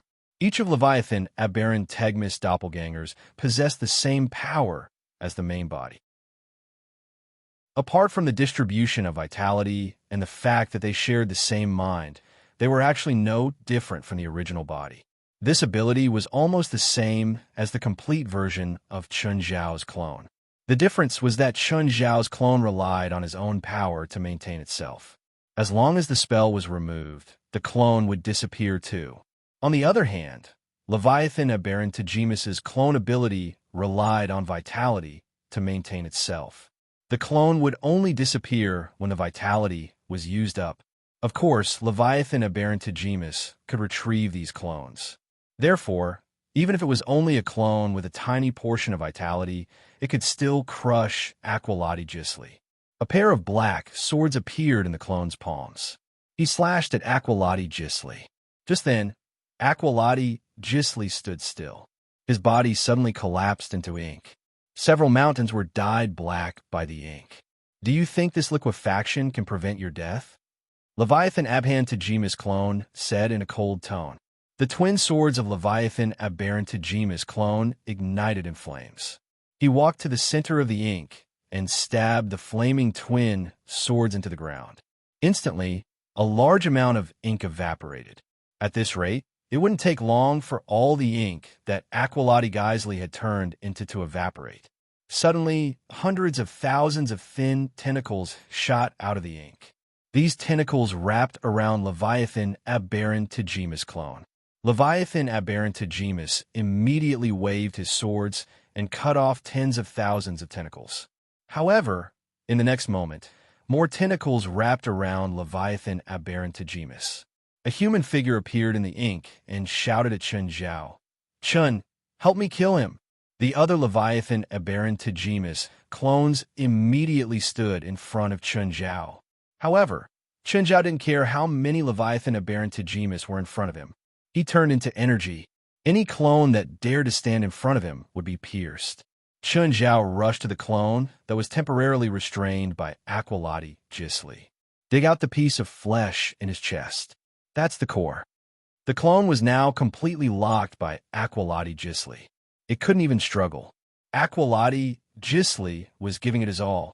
It was true that he couldn't defeat Leviathan Aberantagemus. Even a doppelganger could make him flustered. But it wasn't like he hadn't developed his own moves over the years. Moreover, he didn't need to be afraid of Leviathan Aberantagemus's replication ability. Chun Zhao dug out the piece of flesh in the clone's chest. The clone's core wasn't his brain, heart, or other organs. It was the piece of flesh that came from his original body. His current body was an extension of that piece of flesh. All of his life force spread out from the flesh. As Chun Zhao grabbed the piece of flesh, he threw it onto the ink on the ground. Soon the flesh sank into the ink. Subsequently, the doppelganger controlled by Aqualati Gisli also collapsed and dissipated. Chun Zhao looked back at the clones of Leviathan Aberantagemus. Chapter 25:47. Big Trouble. Leviathan Aberantagemus' expression changed drastically. If it was just Chun Zhao, he wouldn't be afraid, even if he was wary. At the same time, if it was just Aqualati Gisli, he wouldn't even need to be wary. But if the two of them were together, they would be too much of a threat to him. He couldn't enter Aqualati Gisli's range. Otherwise, once they were controlled by him, both the main body and the doppelganger would not be able to escape death. Leviathan Aberantagemus held his breath and concentrated, thinking of a countermeasure. He had many spells, but most of them weren't suitable for the current situation. Suddenly, one of Leviathan Aberantagemus' doppelgangers began to shrink. Soon it was the size of an insect. Chun Zhao moved. Suddenly, he appeared before the shrunken Leviathan Aberantagemus and grabbed it. What are you thinking? Do you really think you can reduce the area of attack by shrinking? For people at their level, the small world could directly capture the enemy's position and lock onto them in the most precise way. If the enemy was bigger, it would indeed be easier to attack. But if they shrank when they didn't have an advantage in speed and strength, the result would be the same as Leviathan Aberantagemus. Chun Zhao grabbed it in his hand. Chun Zhao pinched the clone to death and tossed it to Aqualati Gisli. The other clones of Leviathan Aberantagemus didn't look too good. Clearly, they'd thought too simply. Chun Zhao was far more difficult to deal with than they'd imagined. Go restrain Aqualati. We'll seal him. Leviathan Aberantagemus communicated with each other. They didn't rely on sound to communicate. Instead, they communicated through mental resonance. The other Leviathan, a Birkin Tajimas clones nodded. This human was far more difficult to deal with than they'd expected. In the past, when humans couldn't deal with them, they always liked to use seals. This was a very helpless choice. But now, they had to use this passive method. Among the many spells that Leviathan Aberrant Tajimas had mastered, there was no lack of sealing magic. After Chen Zhao and Aqualati Gaslay destroyed 2 of the clones, Leviathan Aberrant Tajimas took the risk to add 5 more. There were a total of 10 original bodies and clones. 1 went to restrain Aqualati Gisley, while the other 9 surrounded Chen Zhao. Just then, Chen Zhao noticed that there was something wrong with their positions. Chen Zhao did not like the feeling of being surrounded by enemies from all directions. "Chun, be careful. They have a lot of seals. They're going to..." Before Aqualati Gisley could finish, a clone of Leviathan Aberrant Tajimas approached him and interrupted him. "It's too late." The 9 Leviathan Aberrant Tajimas said coldly at the same time. At that moment, the 9 Leviathan Aberrant Tajimas clones erupted with powerful magic power at the same time. Seeing this, Chen Zhao immediately tried to break through. But in the next instant, a terrifying force descended from the sky. She slapped him to the ground. A gigantic magic array appeared in the sky. Waves of frightening power burst forth from the magic array. It kept pressuring Chen Zhao below. Chen Zhao endured the immense pressure. The power kept increasing. At first, it was not unbearable, but as time passed, the power grew stronger and stronger.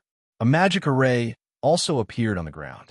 The power above seemed to want to press Chen Zhao into the magic array on the ground. Chen Zhao had to fly into the air. "Come on," Leviathan Aberrant Tajimas said. "This guy is too strong. Without sealing spells, I really don't know how to deal with this guy." Chen Zhao suddenly charged toward the Leviathan Aberrant Tajimas clone in front of him. However, the same power immediately appeared before the Leviathan Aberrant clone and forced Chen Zhao back. Big trouble. Chen Zhao did not plan on being sealed. Chen Zhao looked into the distance. Aqualati Gisley was also being held up by a clone. He could not escape at all.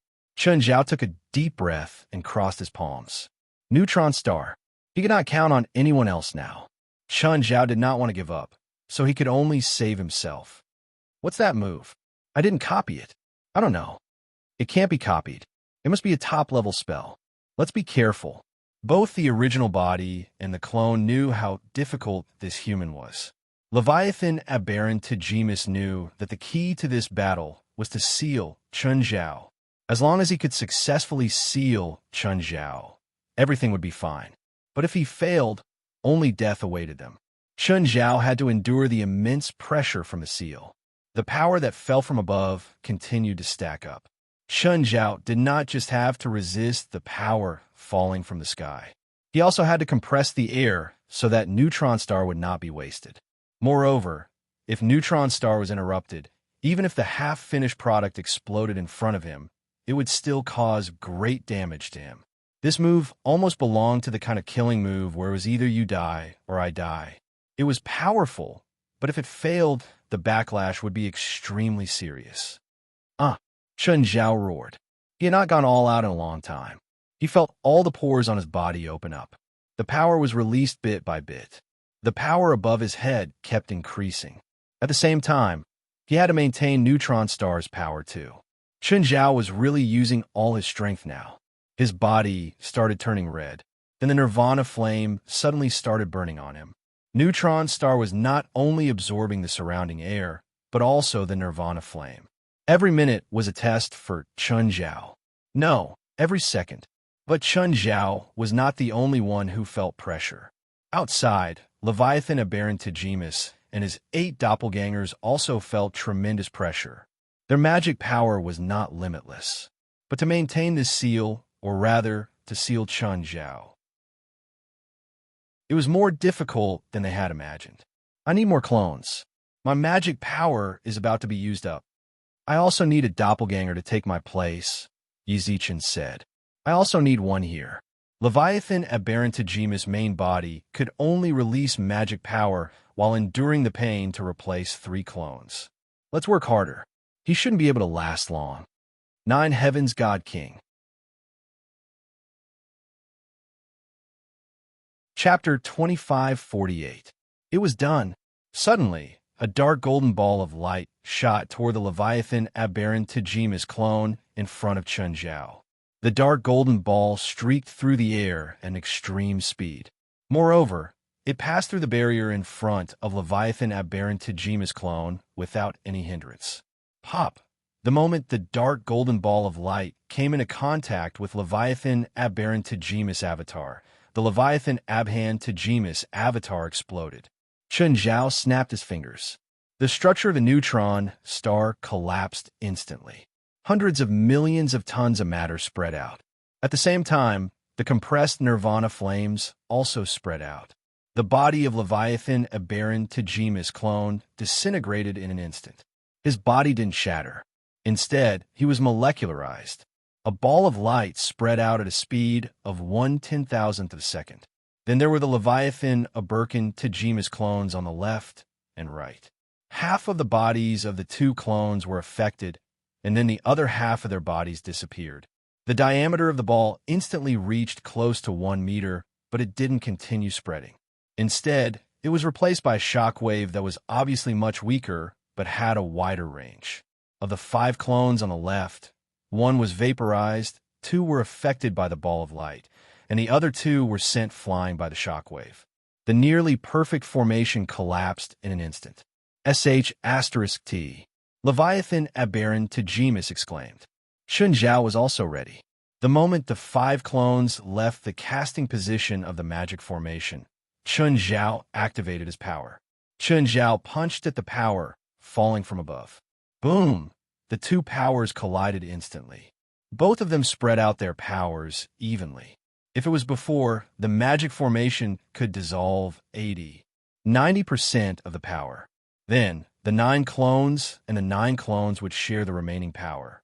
But now, the 5 clones had left the magic formation. The remaining 3 clones and 1 of the clones would have to share all the power. Bang! The 2 clones exploded on the spot. Heavily injured by the power, 1 clone and 1 of the clones were sent flying. Chun Zhao didn't have time to catch his breath. His body turned into energy, and he killed the Leviathan Aberantagemus clone that was fighting with Aqualati Geisli. Don't give him a chance to breathe. Aqualati Geisli roared. For the past 20 minutes or so, he had been suppressed by Leviathan Aberantagemus. It was too stifling. However, at that time, he was able to keep his composure and did not panic excessively. He was waiting for Chun Zhao's counterattack. He knew that Chun Zhao wouldn't just sit there and do nothing. As expected, Chun Zhao didn't disappoint him. Aqualati Geisli pounced on a Leviathan Aberantagemus clone whose body had been half destroyed by Chun Zhao's neutron star. It directly dug out that piece of flesh from his body and swallowed it. At this moment, the other heavily injured Leviathan Aberantagemus stood up with great difficulty. But in the next moment, Aqualati Geisli didn't wait to digest the previous food and pounced on the clone again. Aqualati Geisli didn't try to hide this time. Instead, he used his huge body to overwhelm his opponent. There were also 2 clones whose bodies had half disappeared. Aqualati Geisli used his tentacles to drag the 2 defenseless Leviathan Aberantagemus clones in front of him. As he devoured more and more of Leviathan Aberantagemus flesh, he could feel his life force becoming stronger and stronger. On the other hand, Chun Zhao went directly to Leviathan Aberantagemus' main body. Chun Zhao, on the other hand, went straight to Leviathan Aberantagemus' main body. But when he saw Chun Zhao pounce on him, he was so scared that he almost peed his pants. Chun Zhao was definitely the scariest enemy he had ever met. But when he saw Chun Zhao pounce on him, he was so scared that he almost peed his pants. Leviathan Aberantagemus punched the mountain wall with his arm. Leviathan Aberantagemus's arm slammed against the mountain wall. Chun Zhao thought it was some kind of sound wave attack from Leviathan Aberantagemus. So, Chun Zhao paused his attack and switched to defense. After all, not long ago, he had almost lost his life because of his carelessness. But it seemed like he was overthinking. This wasn't a magic attack. It was a signal. Just then, the ground started cracking open. A huge meatball charged out of the crack. As soon as the meatball saw Chen Zhao, it opened its mouth and bit at him. While biting, it also unleashed a terrifying mental attack on Chen Zhao. Otherworldly God. Chen Zhao punched, and the otherworldly god's body was torn into pieces. At the same time, he grabbed the otherworldly god's heart and crushed it. A year ago, Chen Zhao might have had a headache over the otherworldly god's strength. But now, this otherworldly god couldn't even be arrogant for a second before Chen Zhao. Profound attack? It couldn't even affect Chen Zhao a year ago, let alone now. Just when Chen Zhao thought this was Leviathan Aberrant Tajima's final struggle, more otherworldly gods charged out of the crack. These otherworldly gods were rather fearless. At least, they felt that Chen Zhao was easy to bully. So, the first thing they did was attack Chen Zhao. But Chen Zhao didn't like being surrounded like this. Their attacks were meaningless, but they hindered Chen Zhao. "Chen, stop those otherworldly gods," Aqualati ghastly shouted. "They're good stuff." Good stuff? Chen Zhao didn't think they were good stuff. They are raised by Tajimas. Each of them has a considerable amount of vitality, and they can be obtained by eating them. Chen Zhao's expression changed slightly, but he looked at Leviathan Aberrant Tajimas again. "You're not afraid that he'll run?" "He can't," Aqualati ghastly said confidently. Aqualati ghastly said confidently. Although this guy is insidious and despicable, he did something that he regretted for the rest of his life. He completely integrated his domain with Devil Island. Although this gave him great power, it also made him unable to leave Devil Island for the rest of his life. At this moment, more than a dozen otherworldly gods had already fled. Most of them chose to attack Chen Zhao, but a large portion of otherworldly gods weren't stupid. They didn't know how strong Chen Zhao was. They just wanted to escape. There were also many otherworldly gods with low intelligence.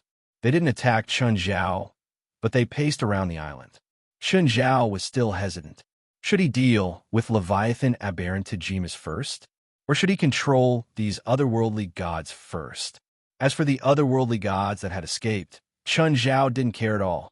There were plenty of tall people in the world. He didn't have to worry about them. 9 Heavens God King. Chapter 2549. Leviathan Abraham Tegmis had raised too many otherworldly gods. There were both mature and young ones. There were countless of them, big and small. "You catch these otherworldly gods," Chen Zhao said. "I'll deal with Leviathan Aberrant Tajimas." Chen Zhao really wasn't suitable to deal with these otherworldly gods. Leviathan Abraham Tegmis really agreed to Chen Zhao's conditions. Everything else was fine, but he couldn't give Demon Island to anyone else. This was his territory. He couldn't escape either. "Come, I'll use your flesh and blood to create a clone." Chen Zhao stared at Leviathan Aberrant Tajimas fiercely. Why did Leviathan Abraham Tegmis release all the otherworldly gods he had reared? He wanted them to delay Chen Zhao and Aqualati's awkward operation. He wanted to think of a way to deal with Chen Zhao. But Chen Zhao didn't give him a chance to think. Leviathan Aberrant Tajimas tore off 2 pieces of flesh from his body and turned them into clones. Stop him. However, how much time could 2 doppelgangers buy him? It would probably buy him about 10 seconds of time. Then 2 pieces of his flesh were thrown to Aqualati Gisli. Leviathan Aberrant Tajimas' expression changed again. But seeing that Chen Zhao was getting closer, Leviathan Aberrant Tajimas could only give it his all. Leviathan Aberrant Tegmis suddenly took out a long golden needle. This needle was only a meter long. In front of Leviathan Aberrant Tajimas' huge body, it was almost the size of a pin. The moment Leviathan Aberrant Tegmis took out the pin, he didn't change for the worse. Instead, he became excited. "I've been waiting for this." Chen Zhao's body suddenly turned into energy. He pounced at Leviathan's palm. Whoosh! Leviathan Aberrant Tajima's palm was pierced through. Chen Zhao had already grabbed the pin. But to Leviathan Aberrant Tegmis, it was a big deal. But to Chen Zhao, it was a spearhead. Chun Zhao wasn't in a hurry to kill Leviathan Aberrant because he was waiting for him to take out the divine artifact. Leviathan Aberrant Tegmis held a divine artifact in his hand. Chun Zhao believed that Leviathan Aberrant Tegmis wouldn't hide the divine artifact when his life was in danger. Perhaps he didn't use it just now because this divine artifact had some limitations. Perhaps it was because he had just used it on himself, so there was a time limit. Or perhaps there were other conditions to use it. Get it back to me. Leviathan Aberrant Tegmis was anxious. That was a divine artifact, his final trump card. Chun Zhao grinned at Leviathan Aberrant Tegmis. You're about to die. Why are you still thinking about the divine artifact? It's such a waste to bury it with you. You should make the best use of it. Aqualati, don't worry about those otherworldly gods. Get ready for a feast. Aqualati Gisli's huge body rushed over. Usually, he would wriggle slowly, but now, he was charging over with all his strength. Aqualati, I've enslaved you in the past, but I've never mistreated you. You've also broken free. If you want, I can let you devour half of my life force, but there's really no need for us to fight to the death. After all, there aren't many demons in this world, and there are even fewer who are qualified to talk to you. Aqualati Gisli looked at Chun Zhao. He's right. I suddenly don't want to kill him anymore. Oh, then let him go. Chun Zhao replied in an equally serious tone. Okay. Just as Aqualati Damned said yes, the huge tentacle had already slammed towards Leviathan Aberrant Tegmis. Leviathan Aberrant Tegmis immediately raised his sword and slashed. Aqualati Gisli's tentacle was cut off directly. But then, Chun Zhao had already circled behind Leviathan Aberrant Tegmis and struck the back of his head. Aqualati Gisli's other tentacles had already stretched out, binding Leviathan Aberrant Tegmis like a rice dumpling. In terms of actual combat ability, Leviathan Aberrant Tegmis was countless times stronger than Aqualati Gisli. But if Aqualati Gisli's tentacles controlled Leviathan Aberrant Tegmis, the Leviathan would not be able to survive.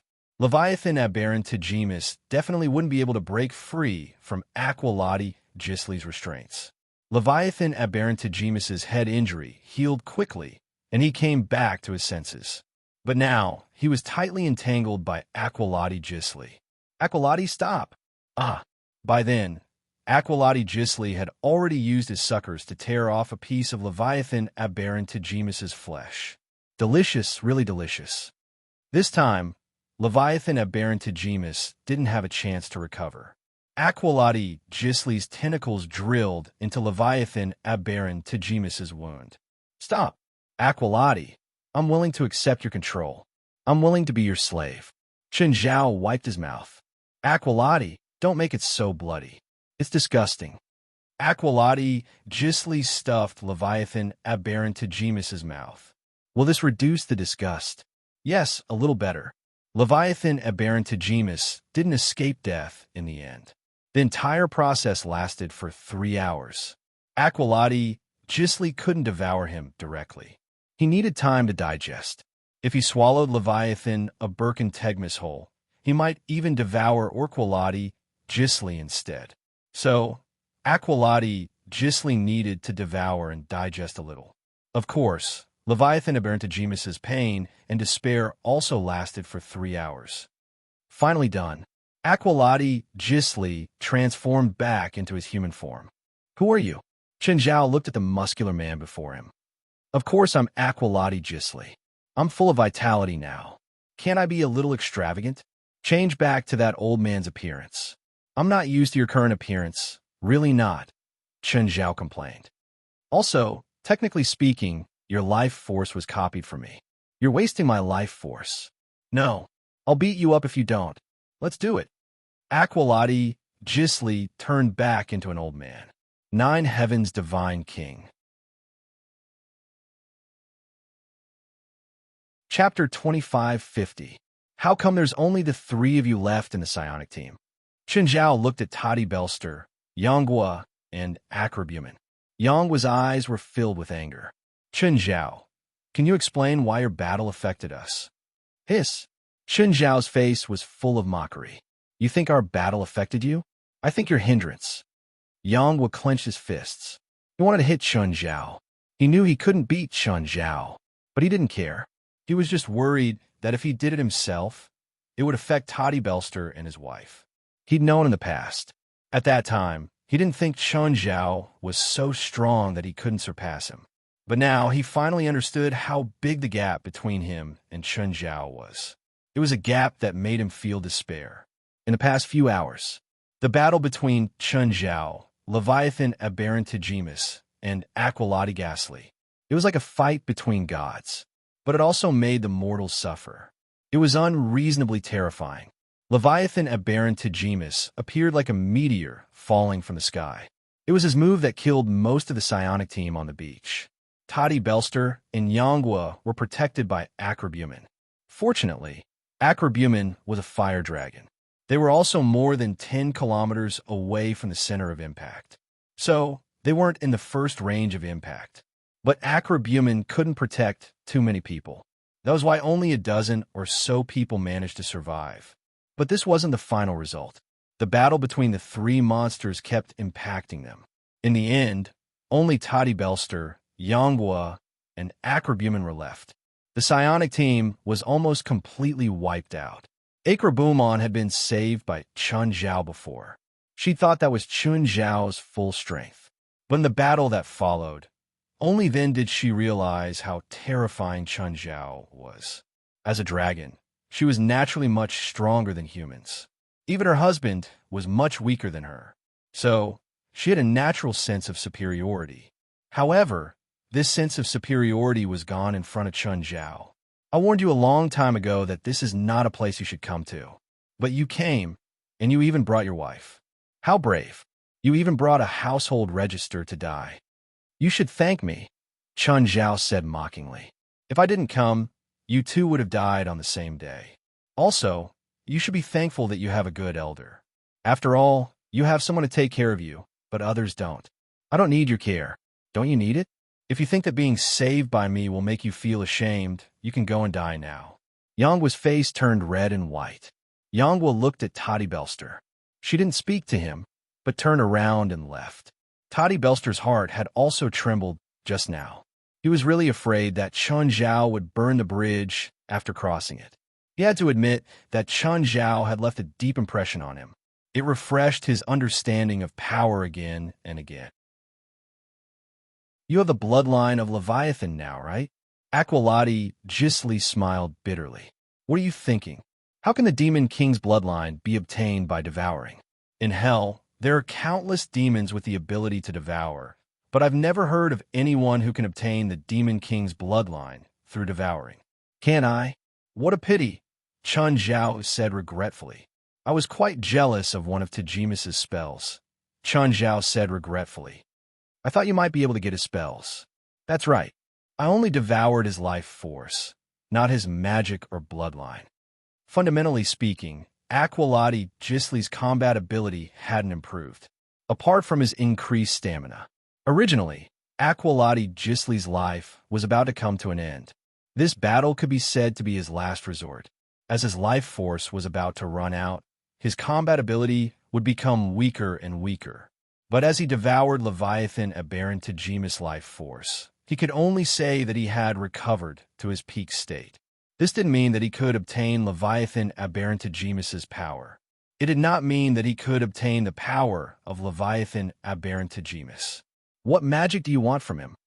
If possible, we can look in his library. I hope his library hasn't been destroyed, asked Aqualati Ghastly. It's the move that allows two swords to appear. That's summoning magic. Summoning magic? Were those swords created by some kind of magic? Instead, it was summoned? Yes, that spell is saint-level power. Legend has it that there is a holy realm. When a weapon has a soul, it is called a holy spirit weapon, and its soul will enter that holy realm, said Aqualati Ghastly. Only those who are recognized by the holy spirit weapons can be summoned. In this world, no one can summon the same weapon. As long as the person recognized by the Holy Spirit weapon is alive, the Holy Spirit weapon will not be summoned by a second person. Did Tajimus summon a holy weapon as well? That's right. That pair of weapons is called the Black Lotus. Was the Black Lotus flower originally that big? No. The Holy Spirit weapon will automatically adjust its size according to the user's size.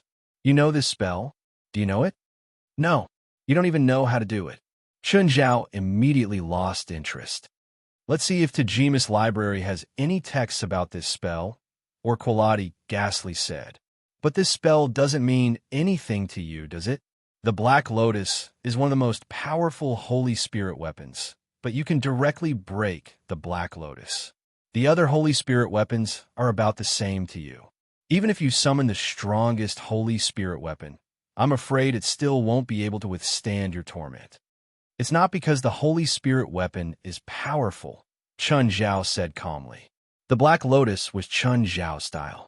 So, Chun Zhao really liked the Black Lotus and not other Holy Spirit weapons.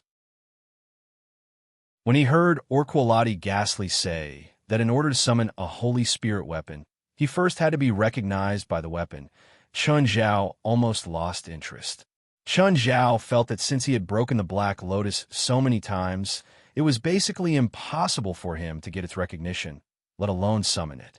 As for other Holy Spirit weapons, Chun Zhao really wasn't interested, unless he could summon a weapon even cooler than the Black Lotus. Of course, it would be best if it was black. Chapter 25:51.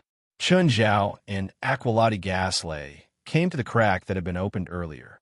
But now, the crack on the ground had been blocked by Aqualati Ghastly with ink. It's a pity that many otherworldly gods escaped earlier. How many are left? Not many, only 100 or so. Aqualati Ghastly sighed. What a pity. Chun Zhao and Aqualati Ghastly entered the crack.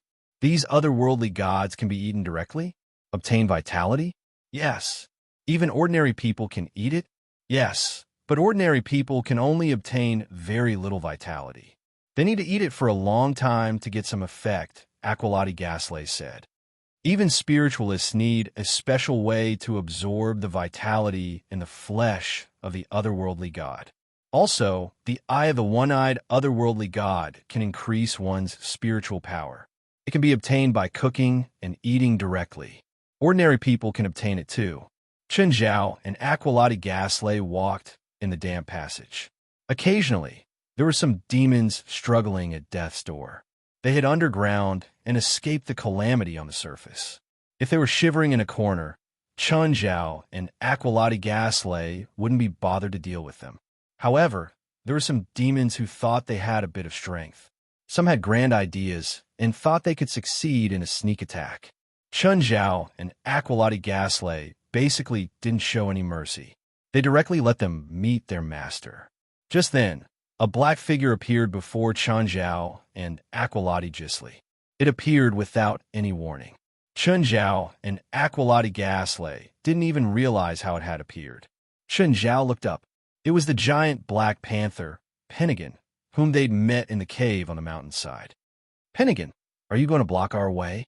Aqualati Ghastly narrowed his eyes at Pennigan. You should know what happened up there, right? Chun Zhao stood behind. Pennigan and Aqualati Ghastly knew each other. They seemed to have a close relationship. Pennigan hadn't done anything in the cave. Pennigan looked at Chun Zhao and Aqualati Ghastly with sparkling eyes. His eyes sparkled as he stared at Chun Zhao and Aqualati Ghastly. Although she had been hiding underground, this did not prevent her from spying on the battle above. She knew how tragic this battle was. Neither of the two people in front of her was a match for her. Chun Zhao was especially terrifying. Even her previous master couldn't fight against him. How you plan to deal with the Demon Island now? Demon Island belongs to him now, Aqualati Ghastly said, pointing at Chun Zhao. If you want to stay, you can only ask him. I will not accept any form of slavery. I'm not interested in enslaving you, Chun Zhao said indifferently. Perhaps Pennigan was not weak, but it was just not weak. Her strength should be similar to Kong Moses. He also had his own domain. However, in front of Chun Zhao and Aqualati Ghastly, it was clearly not enough. Aqualati Ghastly glanced at Chun Zhao. They exchanged glances, and Chun Zhao nodded slightly. Although the two didn't speak, Chun Zhao roughly understood what Aqualati Gaslight meant. He was asking Aqualati if he could make the decision. Perhaps he had a good relationship with Pennigan. Aqualati Gaslight didn't want Chun Zhao to make the decision. After all, if Chun Zhao made the decision, it might be very bad for Pennigan. What if you hire me? Hire? The otherworldly god here needs someone to raise and take care of it. Also, some things here need to be guarded, Aqualati Gaslight said. There's still a lot of demons left here. They won't be allowed to be released, so for them, they either have to die or be locked up. Do you want to be the warden or the prisoner? Aqualati Gaslight said. It wasn't a difficult choice. Pennigan obviously chose the former. Was it a multiple choice question? It was a mental test, right? Pennigan went to gather the demons who hadn't died. Of course, she also went to suppress the demons who still had other thoughts. After all, Leviathan Abantegmus had ruled the demon island for 2,000 years. Naturally, there were many loyal confidants, or a demon with ambition. Pennigan had to prove his worth. When Chun Zhao and Aqualati Gaslight arrived at Leviathan Abantegmus Ranch, they saw a huge otherworldly god. The otherworldly god's body hung in the air. Its tentacles were connected to the surrounding stalactites. There was an opening on its lower body. It looked like a reproductive organ. There were many large and small meat eggs around it. Some were several meters long, while others were the size of basketballs. At the same time, there were some baby otherworldly gods that had hatched from the eggs. This is the mother, Aqualati Gaslight said. It's a pity that dozens of otherworldly gods escaped, but as long as the mother is here, they can escape. The mother can't move. It's already merged with the environment and is the only non-aggressive otherworldly god here. Aqualati Gaslight pulled off a larva attached to his arm. The larva was too small, only the size of a palm. Aqualati Gaslight threw the baby out, and the other otherworldling gods rushed up in an instant and swallowed their brothers. Do they just eat each other? The mother will lay eggs every once in a while. Each time, it lays thousands of eggs. However, after these thousands of eggs hatch, they will begin to devour each other. In the end, only a few otherworldly gods will survive. From a scientific perspective, this method is very inefficient. It can't be helped. If someone interferes, they can't grow. They start eating by eating their brothers and sisters. Other than their brothers and sisters, what else do they eat? Do they eat humans? Their food list is very wide. They can eat almost anything that humans can eat. Tajimas catches fish from the sea as their food, and they have a very powerful psychic mutation ability. Sometimes, the food we throw at them will directly turn into fallen mutants. Look at that turtle-like creature that is clinging to the wall over there. That is already a fallen mutant. Won't the otherworldly god eat the fallen mutants? Yes. When an unusual god matures, it will form its own army of fallen mutants. However, those within this range are all fallen mutants of the Matrix. Although the Matrix won't attack, there won't be any unusual god here that will attack the Matrix and its fallen mutants. 9 Heaven's Divine Emperor. Chapter 2552. In some ways, the otherworldly god was truly powerful. He had directly turned the food into a lackey. These fallen mutants need to be cleaned up regularly. If there are too many fallen mutants in the hands of the otherworld god, there's a high chance that they will rebel against the guards here. There are many powerful otherworldly gods here. Can the guards here suppress them? After the death of Leviathan Abantegmus, his domain had completely vanished. Therefore, Chun Zhao's territory was no longer restricted. He could easily cover most of the farms. Within Chun Zhao's territory, there were a dozen terrifyingly powerful otherworldly gods. On the other hand, the average strength of the devil guards here was very average. Most of them were low-level demons, with 1 or 2 being mid-level demons. Normal guards can't suppress those powerful otherworldly gods, but Pennigan can. And these mature otherworldly gods will be enchanted, the kind of magic that won't kill you, but will make you very uncomfortable. Basically, every demon guard can control the enchantment. If the otherworldly god dares to attack, they can directly activate the enchantment. Although it can't guarantee a certain percentage of safety, it can at least give them some assurance. How long is their breeding cycle? The larval stage lasts for about 2 years. During these 2 years, they will constantly devour each other. When they stop devouring each other, it means that they have entered the growth stage. In fact, they're already edible at this stage, but in terms of size, it would be a waste to eat them at this stage. If there is enough food, this stage will last for about 5 years. If there is not enough food, they will continue to devour each other until they reach the second stage of maturity. This stage will last for about 20 years. According to human standards, they will enter a fully mature body at about 27 years old. However, the older the alien god, the more powerful they will be, and at the same time, the better the quality of food will be. Aqualati ghastly paused and continued. In terms of economic benefits, the unusual gods of about 50 years old are the most profitable, but there should be a few unusual gods of thousands of years old here. Tajimas has been raising them for a long time, so there's no need to kill them. Every time he needs to, he can cut off a piece of their flesh, then give them food, and they will soon recover. According to Aqualati Gisli's calculations, the total number of otherworldly gods here could provide about 5 otherworldly gods around the age of 50 every year. In fact, according to Aqualati Gisli, raising the otherworldling gods was like most animal husbandry. The better the otherworldling gods were, the higher the returns. If they didn't raise them well, the profits wouldn't be good, and they might even suffer a loss. The otherworldly god was extremely precious. That was why Aqualati Ghastly arranged for Pennigan to be in charge of the breeding and the management of the remaining demons on the island. After all, neither he nor Chun Zhao could stay here. Moreover, Pennigan was definitely more suitable than Chun Zhao and Aqualati Gisli. Are there any of the otherworldly gods that escaped? A few, I guess. But in the past, otherworldly gods often ran away. Chun Zhao had encountered otherworldly gods a few times before, and they seemed to have escaped from Demon Island. After checking the situation of the breeding farm, Chun Zhao and Aqualati Gisli prepared to go to the library.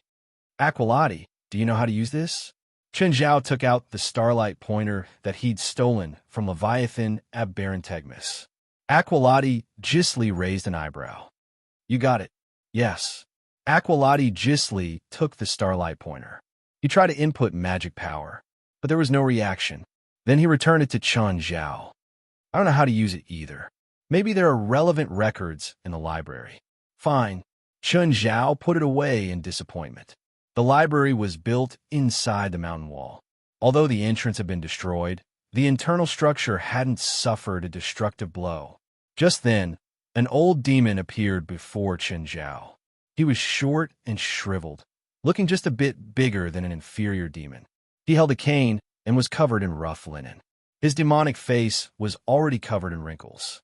Chun Zhao glanced at Aqualati Gisli, using his eyes to ask what was going on with this old demon. Your original master is dead, Aqualati Gisli said, pointing at Chun Zhao. Now he's the new master. Hello, master. I'm Gould Padinka, an Awa demon. The Awa demons are very, very weak, but they live longer than most demons, Aqualati Gisli said. This Gould Padinka is almost 5,000 years old. If there are no accidents, he can live for at least another 3,000 years. He's very weak, but he's very familiar with the books here. Tom has given him a lot of time to read them. Master, Lord Aqualati, please follow me. Gould Padinka didn't have any intention to resist. To him, it didn't matter who was his master. All he needed to do was to do what he was supposed to do and ensure that his value existed. No one would make things difficult for a weak demon like him. This old demon had lived more clearly than anyone else. After passing through a few hundred meters, the three arrived at the library. The library was a circular space with a diameter of about 100 meters. The bookshelves were also curved and arranged in circles. Do the books here have sacred power? Aqualati Gisli asked. Yes, please follow me. Gould Patinka circled around the bookshelves a few times and took down a book with a metal cover from one of the shelves. The bark was made of gold, black, and red metal. There was also a demon carving on it. This is saint-level power to begin with. Chun Zhao flipped through it. There was a lot of content in the book. He couldn't finish it in a while, so he put it away. Is there nirvana? Chun Zhao asked. Gul Padinka thought for a moment and answered, yes, please follow me. Then Gul Padinka found a bookshelf and took out a scroll from it. Master, this is nirvana magic, but it only records the basics of nirvana magic. 9 Heavens Divine King. Chapter 2553. The more basic, the better. Chun Zhao was very satisfied. Are there any books about the Starlight Compass? No, Gul Padinka answered. Chun Zhao was a bit disappointed, but he didn't take it to heart. The Starlight Compass was undoubtedly good stuff, but there was still a long way to go. Chun Zhao wasn't in a rush to get it. To Chun Zhao, this was the icing on the cake. Chun Zhao didn't plan on taking the magic books back. He'd just leave them here. If he needed them, he could come back and get them. Plus, Gul Padinka was watching. He could pick out any book he needed immediately. If he messed up the books when he brought them back, finding a book would be like finding a needle in a haystack. By the way, did we forget about the 2 pirates? Aqualati Gisli asked, chuckling. I hope they weren't affected. Chun Zhao shrugged. Chun Zhao and Aqualati Gisli found Siminta and Huperi in the cave. They were halfway up the mountain and had the cave as cover. Although they were affected, it wasn't fatal. But when Chun Zhao and Aqualati Gisli stood before them, Chun Zhao and Aqualati Gisli, they were still terrified.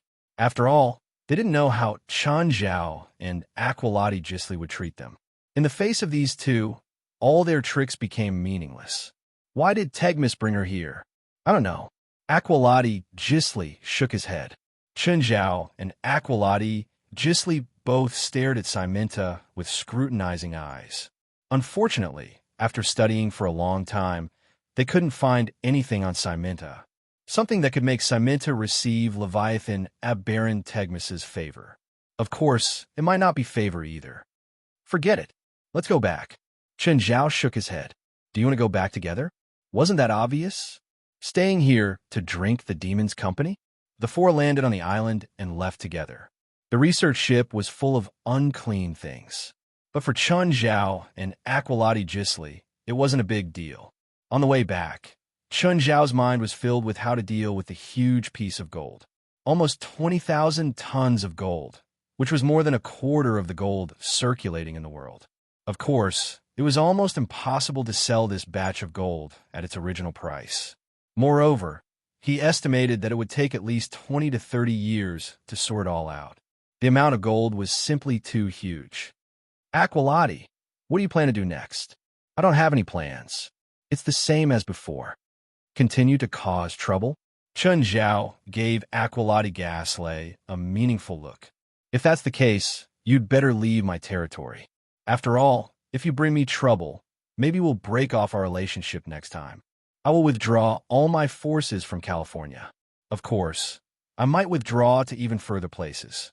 Aqualati Gisli didn't like facing Chun Zhao either. That kind of power was so strong that it made people afraid. He really didn't want to face it, especially as an enemy. By the way, can you sell me some gold? How much are you going to charge? Chun Zhao asked. 20% of the market price. Chun Zhao glanced at Aqualati Gisli silently. Fine, how much do you want? Aqualati Gisli felt that his offer was indeed a bit low. 70% of the market price, Chun Zhao said. Then what's the difference between buying it from the market? This batch of gold had no origin or registration. There was nothing. Under normal circumstances, it couldn't be circulated. If he wanted to circulate this batch of gold in the market, it would require a very complicated process. It was like money laundering. The cost of this process would be reduced by almost 30%. He might even lose money. Aqualati Gisli offered to buy some gold from Chun Zhao. The most fundamental goal was to resell it and earn the difference in price. But if he bought it at 70% of the market price, he might only earn money for Chun Zhao. In that case, he might only earn money for Chun Zhao. He probably wouldn't earn a single cent and would even have to pay for it. Then how much? 40% of the market price. Let's both take a step back, 60%. That's not taking a step back. It should be 50%. 55%. Anything lower than that, Chun Zhao said. Fine, 55% of the market price. I want 20 tons. Only 20 tons? Chun Zhao pursed his lips. 20 tons is already very difficult, Aqualati Gasly said. I can give you low-interest installments, Chun Zhao said. You can hide a bit. Forget it. The price of gold in the market has been very unstable recently. No matter how unstable it is, it won't fall to 55%. No matter what, you won't lose money. If you buy more, you'll have a high chance of making a profit. After all, the American government has to stabilize the price of gold to maintain their purchasing power in dollars. How much interest are you planning to charge? 6% per year. Aqualati Gasly shook his head. No, the interest you're paying is too high. Definitely lower than the banks. That's different. Aqualati Gasly shook his head. You didn't pay anything and you're charging 6% per year. What do you mean I didn't pay anything? I'm giving you more gold. Isn't that paying? For you, it means you didn't pay anything. We all know that it's hard to sell your gold in a short time. When the two bargained, they were no different from normal businessmen. In the end, they agreed on a price. Aqualati Gasly bought 200 tons of gold for $4. For billion. That allowed Aqualati Gasly to increase the purchase volume by 10 times. However, he only paid $400 million in advance, which meant that he still owed Chun Zhao $4 billion. He would pay Chun Zhao in installments over 5 years. The interest Chun Zhao gave Aqualati Gasly was 4% per year. This meant that Aqualati Gasly had to pay Chun Zhao $4. $8 billion in total. Of course, Chun Zhao was actually very willing to give him more gold. Of course, he was also willing to lower the interest and extend the repayment period.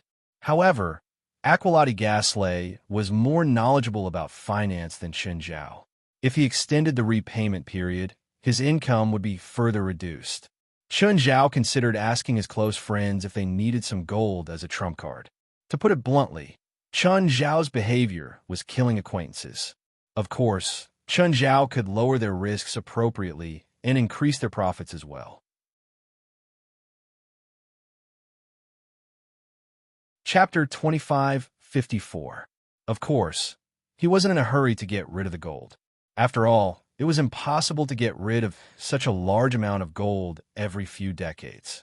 Chun Zhao still cared more about his skills. If he didn't have Neutron Star, Chun Zhao might have really failed. Regardless of whether it was intentional or not, the studio had really helped him a lot this time. This time, they didn't take a boat to the west coast. Instead, they docked at the Charleston port on the east coast, greatly reducing the distance. The whole journey took less than 2 days. Then, they flew back to Los Angeles. Home was indeed the most comfortable. Chun Zhao had been away for a long time this time. Portia, this is for you. Because Chun Zhao wasn't home, she basically had to do all the housework, especially the kids. None of them were easy to deal with. Portia took it and looked. A bag? So heavy. Portia waited. Portia glanced at the bag. It was filled with golden beads. Fuck gold. Portia cursed, losing her composure. Chun Zhao stretched his limbs and said calmly, "If you think my gift is vulgar, you can give it back to me." "No, it's not vulgar at all," Portia said, overjoyed. "Boss, why did you suddenly change after one trip?" "No, it's just that I have too much money." Portia glanced at Chun Zhao. Her expression was one of deep disgust. "Portia, do you think there are any places in my house that can be changed to make me look rich?" Portia's expression was lifeless. She'd always hated Chun Zhao, and now she hated him even more. "Boss, anyone who sees your manner will know that you're rich. You don't have to use extra things to pretend. I'm serious. Change all the bowls and chopsticks in your house to gold. That'll make you look really rich." "Good idea." Chun Zhao nodded. "Best if you can make a gold car. You don't need to drive it. Just park in the garage. When people come and see your car, they'll immediately see your collection." Portia looked at Chun Zhao, speechless. Chun Zhao was a bit obsessed. He had an endless amount of gold, but he didn't know how to use it. It was a very painful feeling. So, Chun Zhao was even worse now. Since it couldn't be exchanged for real wealth, it could be used to show off. Portia thought that Chun Zhao's brain had really gone haywire. He actually thought that his rotten idea was good. Chun Zhao picked up the phone. Amira, how are you? Not bad. When are you free? Now. Yeah. If you're not free right now, we can arrange another day. All right then. If you're free now, come over now. Soon, Amira arrived at Chun Zhao's house. I heard that you've been out recently. Amira asked. Yes, I went to the sea. Chun Zhao nodded. I want to ask you a question. What is it? When I went out to sea this time, I got a batch of gold. It's a bit big. How old? Anyway, there's a lot, Chun Zhao said. So what do you plan to do? Do you want it? Me? If you want to sell it to me, I can only give you 40% of the market price at most. Chun Zhao pursed his lips. Amira was much harder to deal with than Aqualati Gisli. How about I give you a plan? What plan? Mortgage it to the bank, Amira said.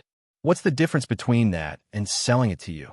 Of course, if you sell it to me, the profits and losses are all mine. But if you sell it to the bank, my shares in Citibank are less than 2%, and my family only has 6%.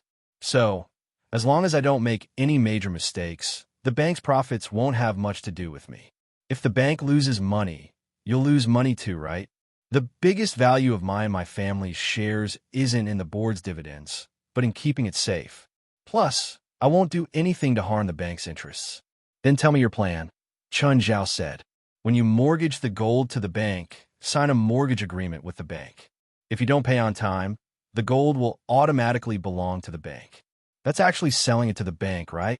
Yes, but there's a trick to this kind of mortgage agreement. You can't use less to make up for more. You can only use more to make up for less. Do I need to provide proof of gold production? You just need to provide proof of gold salvaging. You have to pay taxes for the profits from salvaging shipwrecks, right? You have to convert the gold into cash. Wait, can this really work? The tax bureau won't give me any trouble? As long as the reason is legitimate. You can say that I only want to sell it for $1. Who can control how much you sell it for? So, I just need to mortgage it to the bank. Yes, the procedures are a bit complicated, but it's not impossible. You don't have to worry about most of the time. After all, you have your own lawyer. Then how much can I mortgage it for? That depends on how much gold you have. Give me a specific number. 300 tons? How much can I mortgage it for? Chun Zhao asked. Amira's eyes widened. 300 tons? Yes. Chun Zhao nodded. Even Amira, who was used to seeing the world, could not help but gasp. Are you serious? Yes. This is already the total loan for our entire California branch for a quarter. Can you get a loan? I'll have to report to the other directors about the loan amount that I can give you. You should also contact your lawyer as soon as possible. It's going to be a tough negotiation, Amira said. Amira left in a hurry, so Chun Zhao immediately contacted Alex. Alex, this is the exact situation. 300 tons of gold? Chun, did you wipe out the gold reserves of some countries' banks? Alex, are you sure this can be done? No problem. Tell me your bottom line. You don't need to know what my bottom line is. I'll give you a 3% commission. Chun, are you sure you want to give me a 3% commission? You have to know that 3% is definitely more than $100 million. I've never lied to you before. I understand. Alex nodded. Alex, if this can avoid taxes, does that mean all of my assets can be avoided like this? You're thinking too much. We can only do this time because of the bank's cooperation, because they've received enough benefits. But why should the bank cooperate with you for your other assets? Divine King of the Nine Heavens.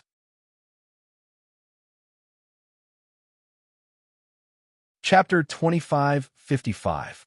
Amira also received a reply soon. The negotiation officially started. The dollar was the gold standard. Therefore, American banks had a large amount of gold. The value of gold wasn't just reflected in the market price of $40 per gram. When gold reached a certain level, it could control the value of the currency. This was especially true for top banks like Citibank. 300 tons of gold wasn't just a matter of $10 billion. It could create far more value than that. If it were living things of the same value, Citibank might not even care. But gold was different, especially 300 tons of gold. It could even move the rise and fall of the dollar by 100 times. Citibank could even use this method to control the currency to make profits that were several times the value of the gold itself. Therefore, Chun Zhao's side had the initiative in this negotiation. Chun Zhao also wanted to sell the gold, but Andreas didn't know Chun Zhao's bottom line. Of course, a negotiation that involved $10 billion couldn't be decided with just a few words. Moreover, even the bank couldn't take out $10 billion directly. They also needed to raise cash and even move their reserves. The negotiation for this transaction had been completely handed over to Alex. Chun Zhao only needed to sign at the end. In the past 2 days, Andreas had greeted Chun Zhao more frequently. After all, he was Chun Zhao's financial manager. This meant that he could move more funds. Miss Zhang, is it convenient to talk now? Yes. In fact, the studio was having a meeting right now.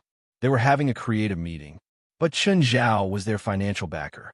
Before their work could generate any economic benefits, Chun Zhao was their bread and butter. Even if it wasn't convenient, it had to be convenient. Due to your hard work, Chun Zhao said, I'm going to give you a bonus. Boss, we've only worked for you for less than a week. It's only a week, but I'm still happy, so I'm still going to give you a bonus. Zhang Ting was about to go crazy. From the start, she thought that Chun Zhao wasn't normal. Now, she was even more certain of her thoughts. What kind of boss would give bonuses for no reason? Your ICBC 6222XXXX received 2 million yuan. Boss, how much are you going to give? Didn't you receive 2 million? All of it? Yes. Is there a problem? Our studio only has 15 people now. As the manager of the studio, your hard work is worthy of recognition. So you get 500,000 yuan, and the other employees get 100,000 yuan. Boss, the other two are the cleaning Annie and the security guard. What's wrong with the cleaner and the guard? Aren't they human beings? Aren't they employees of our studio? Send them all. Zhang Ting was speechless. Boss, tell me honestly, do you have too much money? Yes, Chun Zhao answered honestly. I got rich again recently. Boss, you're not doing some illegal business. You need our studio to launder money, right? What are you thinking? I just want to show my care for my employees. If you don't want the bonus, then forget it. Why do you have to make it sound so bad? Okay, boss, I was wrong. I plan to invite you to Los Angeles for a week. Everything will be covered. Boss, the studio has reorganized itself. There's still a lot of work, and we're hiring new employees. No rush. You can put these things aside first. You need a good attitude. If you have the same attitude, how can you create good work? So, come here and relax. Boss, can we not go? No, Chun Zhao said firmly. What about the new employees? I brought them too. I don't need the money. Zhang Ting should have expected such an answer. What could she say? Ever since Chun Zhao took over the studio, he hadn't done anything serious. Chun Zhao was just like a child giving money away. He found ways to give them money. Logically speaking, this was a good thing. But Zhang Ting was uneasy. After all, she hadn't done anything. She just received Chun Zhao's bonus every day. Boss, when do you plan to go out? The sooner, the better. I've already booked a hotel for you. Why are you in such a hurry? Because I'm passionate. Zhang Ting really wanted to curse. Fuck your passion. 3 days later, Zhang Ting and the studio's employees walked out of the airport with different expressions. She was finally going to meet the rumored nouveau riche boss. Most of the employees had never gone abroad in their lives. This time, it wasn't just the new employees. Even the cleaning lady and the security guard came. At first, Zhang Ting thought that they didn't have passports. In the end, she realized that her worries were completely unnecessary. Hey, over here. Zhang Ting could already see Chun Zhao waving at the airport from afar. There was also a foreign woman beside Chun Zhao. Boss, hello. Zhang Ting walked over and greeted him. I'm here to carry your luggage, Chun Zhao said casually. Let's go. I've arranged a car for you. Let's go to the hotel first. Chun Zhao brought Zhang Ting and the others directly to Dell and Risfar's hotel. He had already booked more than a dozen high-class rooms.